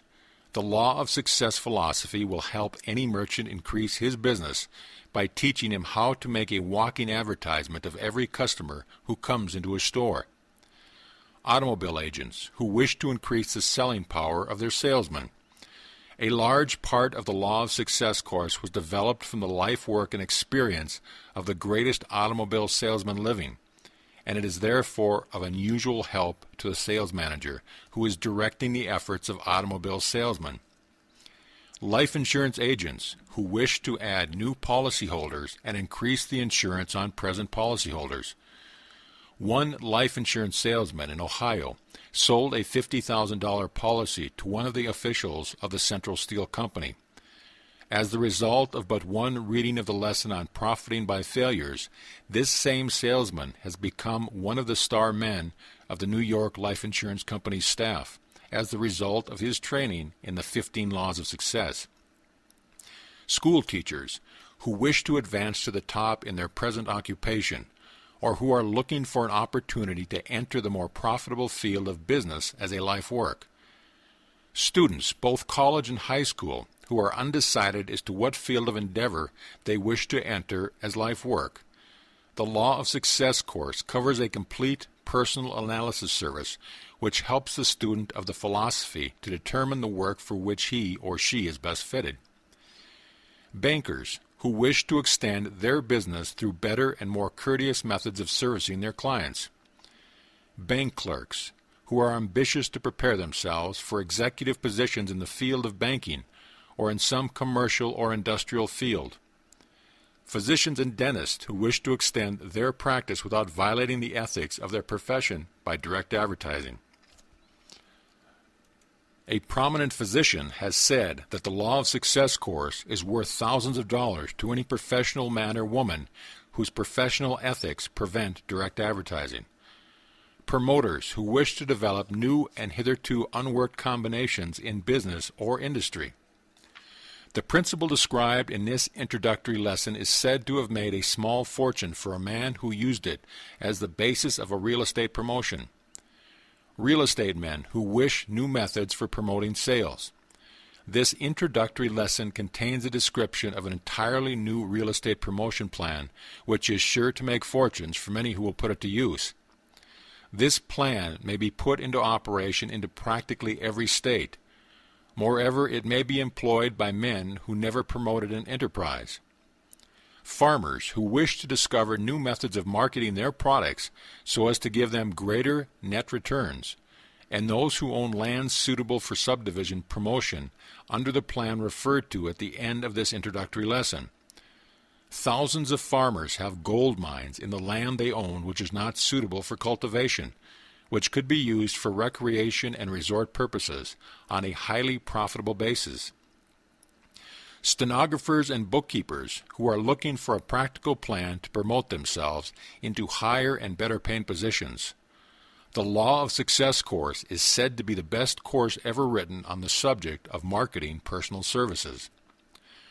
Printers who want a larger volume of business and more efficient production as the result of better cooperation among their own employees. Day laborers who have the ambition to advance into more responsible positions in work that has greater responsibilities and consequently offers more and better pay. Lawyers who wish to extend their clientele through dignified, ethical methods which will bring them to the attention in a favorable way of a greater number of people who need legal services. Business executives who wish to expand their present business or who wish to handle their present volume with less expense as a result of greater cooperation between their employees. Laundry owners who wish to extend their business by teaching their drivers how to serve more courteously and efficiently. Life insurance general agents who wish bigger and more efficient sales organizations. Chain store managers who want a greater volume of business as a result of more efficient individual sales efforts. Married people who are unhappy and therefore unsuccessful because of lack of harmony and cooperation in the home. To all described in the foregoing classification, the Law of Success philosophy offers both definite and speedy aid. Summary of introductory lesson.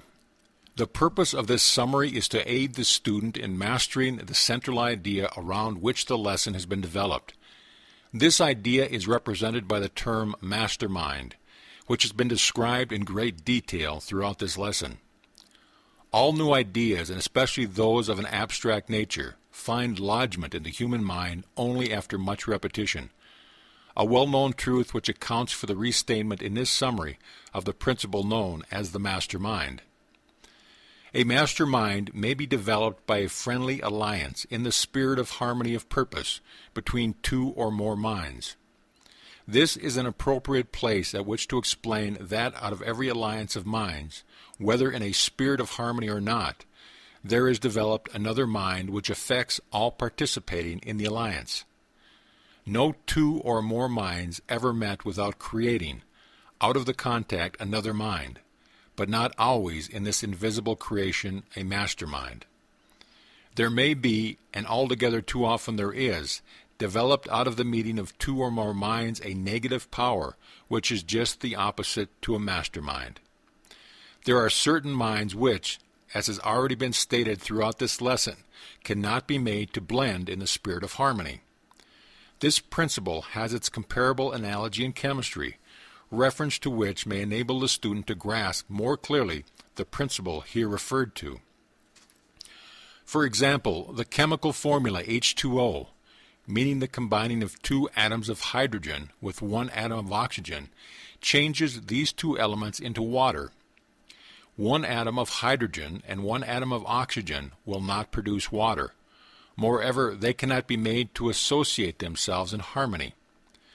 There are many known elements which, when combined, are immediately transformed from harmless into deadly, poisonous substances. Stated differently, many will know poisonous elements are neutralized and rendered harmless when combined with certain other elements. Just as the combining of certain elements changes their entire nature, the combining of certain minds changes the nature of those minds, producing either a certain degree of what has been called a mastermind, or its opposite, which is highly destructive. Any man who has found his mother-in-law to be incompatible has experienced the negative application of the principle known as a mastermind. For some reason, as yet unknown to investigators in the field of mind behavior, the majority of mother-in-law appear to affect their daughter husbands in a highly negative manner, the meeting of their minds with those of their son-in-laws, creating a highly antagonistic influence instead of a mastermind. This fact is too well known as a truth to make extended comment necessary. Some minds will not be harmonized and cannot be blended into a mastermind, a fact which all leaders of men will do well to remember. It is the leader's responsibility so to group his men that those who have been placed at the most strategic points in his organization are made up of individuals whose minds can and will be blended in a spirit of friendliness and harmony. Ability so to group men is the chief outstanding quality of leadership. In Lesson 2 of this course, the student will discover that his ability was the main source of both the power and fortune accumulated by the late Andrew Carnegie. Knowing nothing whatsoever of the technical end of the steel business, Carnegie so combined and grouped the men of which his mastermind was composed that he built the most successful steel industry known to the world during his lifetime. Henry Ford's gigantic success may be traced to the successful application of this selfsame principle. With all the self-reliance a man could have, Ford nevertheless did not depend upon himself for the knowledge necessary in the successful development of his industry. Like Carnegie, he surrounded himself with men who supplied the knowledge which he himself did not and could not possess. Moreover, Ford picked men who could and did harmonize in group effort. The most effective alliances which have resulted in the creation of the principle known as the mastermind have been those developed out of the blending of the minds of men and women. The reason for this is the fact that the minds of male and female will more readily blend in harmony than will the minds of males. Also, the added stimulus of sexual contact often enters into the development of a mastermind between a man and a woman. It is a well-known fact that the male of the species is keener and more alert for the chase, let the goal or object of the chase be what it may, when inspired and urged on by a female. This human trait begins to manifest itself in the male at the age of puberty and continues throughout his life. The first evidence may be observed in athletes, where boys are playing before an audience made up of females. Remove the woman from the audience and the game known as football would soon become a very tame affair. A boy will throw himself into a football game with almost superhuman effort when he knows that a girl of his choice is observing him from the grandstand. And that same boy will throw himself into the game of accumulating money with the same enthusiasm when inspired and urged on by a woman of his choice, especially if that woman knows how to stimulate his mind with her own through the law of the mastermind. On the other hand, that same woman may, through a negative application of the law of mastermind, nagging, jealousy, selfishness, greed, and vanity, drag this man down to sure defeat. The late Elbert Hubbard understood the principle here described so well that when he discovered that the incompatibility between himself and his first wife was dragging him down to sure defeat, he ran the gamut of public opinion by divorcing her and marrying the woman who was said to have been the main source of his inspiration. Not every man would have had the courage to defy public opinion as Hubbard did, but who is wise enough to say that his action was not for the best interest of all concerned?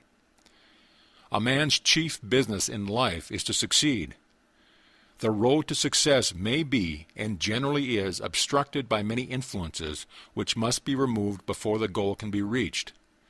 One of the most detrimental of these obstacles is that of unfortunate alliance with minds which do not harmonize.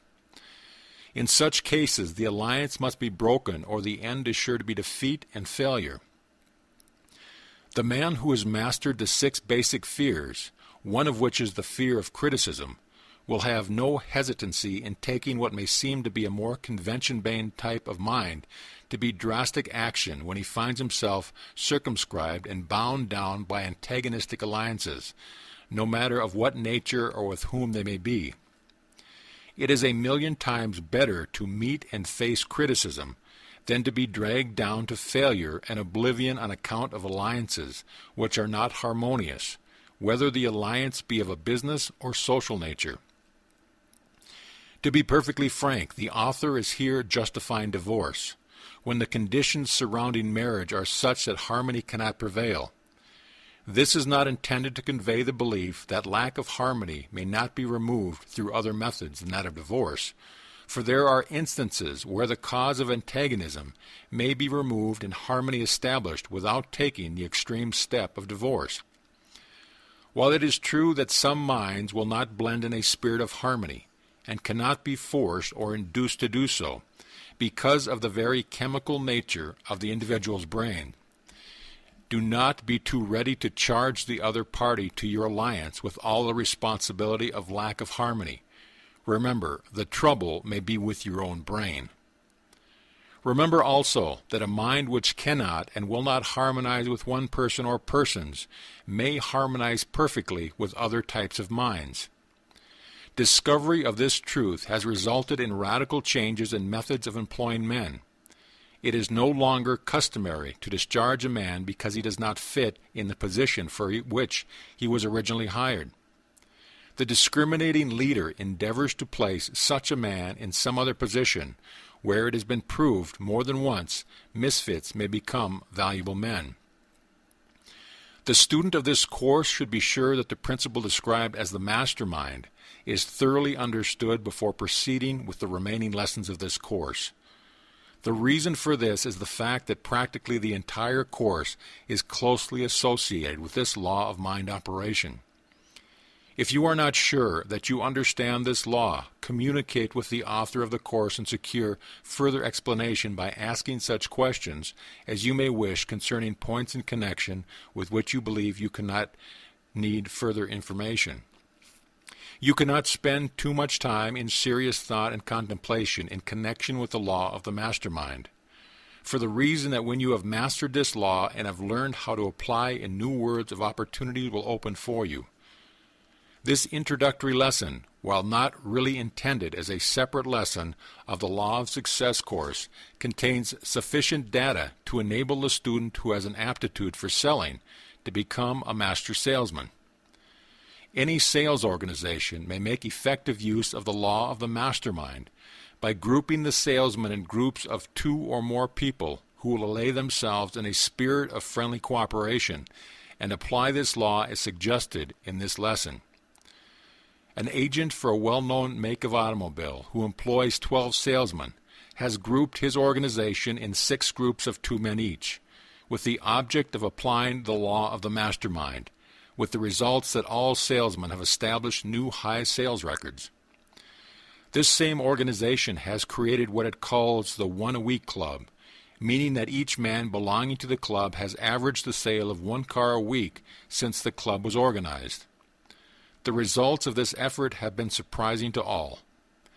Each man belonging to the club was provided with a list of 100 prospective purchasers of automobiles. Each salesman sends 1 postal card a week to each of his 100 prospective purchasers and makes personal calls on at least 10 of these each day. Each postal card is confined to the description of but one advantage of the automobile the salesman is selling and asks for a personal interview. Interviews have increased rapidly, as have also sales. The agent who employs these salesmen has offered an extra cash bonus to each salesman who earns the right to membership in the one-a-week club by averaging 1 car a week. The plan has injected new vitality into the entire organization. Moreover, the results of the plan are showing in the weekly sales record of each salesman.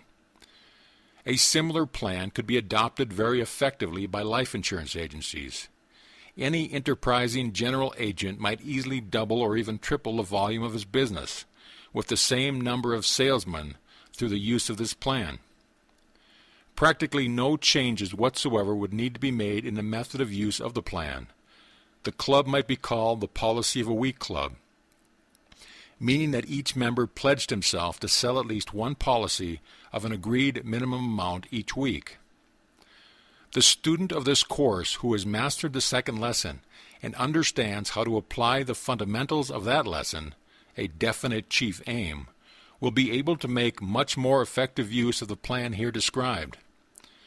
It is not suggested or intended that any student shall undertake to apply the principles of this lesson, which is merely an introductory lesson, until he has mastered at least the next 5 lessons of the Law of Success course. The main purpose of this introductory lesson is to state some of the principles upon which the course is founded. These principles are more accurately described, and the student is taught in a very definite manner how to apply them in the individual lessons of the course. The automobile sales organization referred to in this summary meets at luncheon once a week. 1 hour and a half is devoted to luncheon and to the discussion of ways and means of applying the principles of this course. This gives each man an opportunity to profit by the ideas of all the other members of the organization. 2 tables are set for the luncheon. At one table, all who have earned the right to membership in the one-a-week club are seated. At the other table, which is serviced with tinware instead of china, all who did not earn the right to membership in the club are seated. This, needless to say, becomes the object of considerable good-natured chiding from the more fortunate members seated at the other table. It is possible to make an almost endless variety of adaptations of this plan, both in the field of automobile salesmanship and in other fields of selling. The justification for its use is that it pays. It pays not only the leader or manager of the organization, but every member of the sales force as well. This plan has been briefly described for the purpose of showing the student of this course how to make practical application of the principles outlined in this course. The final acid test of any theory or rule or principle is that it will actually work. The law of the mastermind has been proved sound because it does work. If you understand this law, you are now ready to proceed with Lesson 2, in which you will be further and much more deeply initiated in the application of the principles described in this introductory lesson. Your 6 most dangerous enemies, an after the lesson visit with the author. Every person on earth is afraid of something. Most fears are inherited. In this essay, you may study the 6 basic fears which do the most damage. Your fears must be mastered before you can win in any worthwhile undertaking in life. Find out how many of the 6 fears are bothering you. But more important than this, determine also how to conquer these fears. In this picture, you have the opportunity to study our 6 worst enemies. These enemies are not beautiful. The artist who drew this picture and did not paint the 6 characters as ugly as they really are. If he had, no one would have believed him. As you read about these ugly characters, analyze yourself and find out which of them does you the most damage. The purpose of this essay is to help the readers of this course throw off these deadly enemies. Observe that the 6 characters are at your back where you cannot conveniently see them. Every human being on this earth is bound down to some extent by one or more of these unseen fears.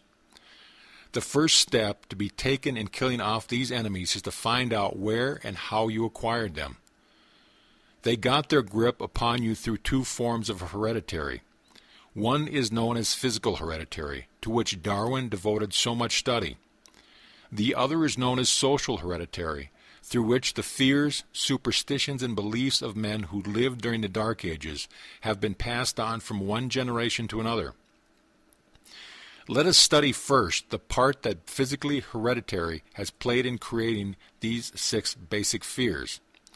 Starting at the beginning, we find that nature has been a cruel builder, from the lowest form of life to the highest. Nature has permitted the stronger to prey upon the weaker forms of animal life. The fish prey upon the worms and insects, eating them bodily. Birds prey upon the fish. Higher forms of animal life prey upon the birds and upon one another, all the way up the line to man, and man preys upon all the lower forms of animal life, and upon man. The whole story of evolution is one unbroken chain of evidence of cruelty and destruction of the weaker by the stronger. No wonder the weaker forms of animal life have learned to fear the stronger. The fear consciousness is born in every living animal. So much for the fear instinct that came to us through physical hereditary. Now let us examine social hereditary and find out what part it has played in our makeup. The term social heredity has reference to everything that we are taught, everything we learn or gather from observation and experience with other living beings. Lay aside any prejudices and fixed opinions you may have formed, at least temporarily, and you may know the truth about your 6 worst enemies, starting with the fear of poverty. It requires courage to tell the truth about the history of this enemy of mankind, and still greater courage to hear the truth after it has been told. The fear of poverty grows out of man's habit of preying upon his fellow men, economically. The animals which have instinct but no power to think prey upon one another physically. Man, with his superior sense of intuition and his more powerful weapon of thought, does not eat his fellow man bodily. He gets more pleasure from eating him financially. So great an offender is man in this respect that nearly every state and nation has been obliged to pass laws, scores of laws, to protect the weak from the strong. Every blue sky law is indisputable evidence of man's nature to prey upon his weaker brother economically. The second of the 6 basic fears with which man is bound down to is the fear of old age. This fear grows out of 2 major causes. First, the thought that old age may bring with it poverty. Secondly, from false and cruel sectarian teachings, which have been so well mixed with fear and brimstone that every human being learned to fear old age, because it meant the approach of another and perhaps a more horrible world than this. The third of the 6 basic fears is the fear of ill health. This fear is born of both physical and social heredity. From birth until death, there is eternal warfare within every physical body. Warfare between groups of cells, one group being known as the friendly builders of the body, the other as the destroyers or disease germs. The seed of fear is born in the physical body, to begin with, as the result of nature's cruel plan of permitting the strong forms of cell life to prey upon the weaker. Social heredity has played its part through the lack of cleanliness and knowledge of sanitation. Also through the law of suggestion, cleverly manipulated by those who profited by ill health. The fourth of the 6 basic fears is the fear of loss of love of someone. This fear fills the asylums with the insanely jealous, for jealousy is nothing but a form of insanity. It also fills the divorce courts and causes murders and other forms of cruel punishment. It is a holdover, handed down through social heredity, from the Stone Age, when man preyed upon his fellow man by stealing his mate by physical force. The method, but not the practice, has now changed to some extent. Instead of physical force, man now steals his fellow man's mate with pretty colorful ribbons and fast motor cars and bootleg whiskey and sparkling rocks and stately mansions. Man is improving. He now entices where once he drove. The fifth of the 6 basic fears is the fear of criticism. Just how and where man got this fear is difficult to determine, but it is certain that he has it. But for this fear, men would not become bald-headed. Bald heads come from tightly fitting hat bands, which cut off the circulation from the roots of the hair. Women seldom are bald because they wear loose-fitting hats. But for fear of criticism, man would lay aside his hat and keep his hair. The makers of clothing have not been slow to capitalize this basic fear of mankind. Every season the styles change, because the clothes makers know that few people have the courage to wear a garment that is one season out of step with that they call all-wearing. If you doubt this, you gentlemen, start down the street with last year's narrow-brimmed straw hat on, when this year's style calls for the broad brim. Or you ladies, take a walk down the street on Easter morning with last year's hat on. Observe how many uncomfortable glares you are, thanks to your unseen enemy, the fear of criticism.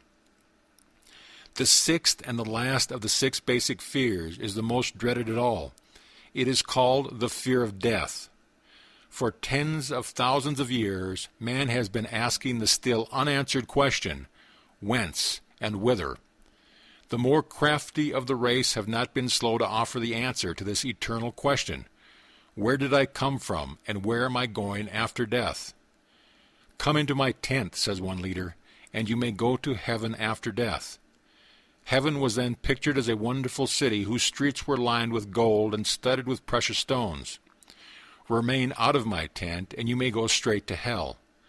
Hell was then pictured as a blazing furnace where the poor victims might have the misery of burning forever in brimstone. No wonder mankind fears death.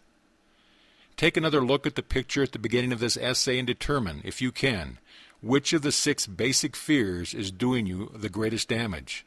An enemy discovered is an enemy half-whipped. Thanks to the schools and colleges, man is slowly discovering these 6 enemies. The most effective tool with which to fight them is organized knowledge. Ignorance and fear are twin sisters. They are generally found together. But for ignorance and superstition, the 6 basic fears would disappear from man's nature in one generation. In every public library may be found the remedy for these 6 enemies of mankind, providing you know what books to read. Begin by reading The Science of Power by Benjamin Kidd, and you will have broken the stranglehold of most of your 6 basic fears. Follow this by reading Emerson's essay on compensation. Then select some good book on autosuggestion or self-suggestion, and inform yourself on the principle through which your beliefs of today become the realities of tomorrow. Mind in the Making by Robinson will give you a good start towards understanding your own mind. Through the principle of social heredity, the ignorance and superstition of the Dark Ages have been passed on to you. But you are living in the modern age. On every hand you may see evidence that every effect has a natural cause. Begin now to study effects by their causes, and soon you will emancipate your mind from the burden of the 6 basic fears. Begin by studying men who have accumulated great wealth, and find out the cause of their achievement. Henry Ford is a good subject to start with. Within the short period of 25 years, he has whipped poverty and made himself the most powerful man on earth. There was no luck or chance or accident back of his achievement. It grew out of his careful observation of certain principles, which are as available to you as they were to him. Henry Ford is not bound down by the 6 basic fears. Make no mistake about this. If you feel that you are too far away from Ford to study him accurately, then begin by selecting 2 people whom you know close at hand, one representing the idea of failure, and the other corresponding to your idea of success. Find out what made one a failure and the other a success. Get the real facts.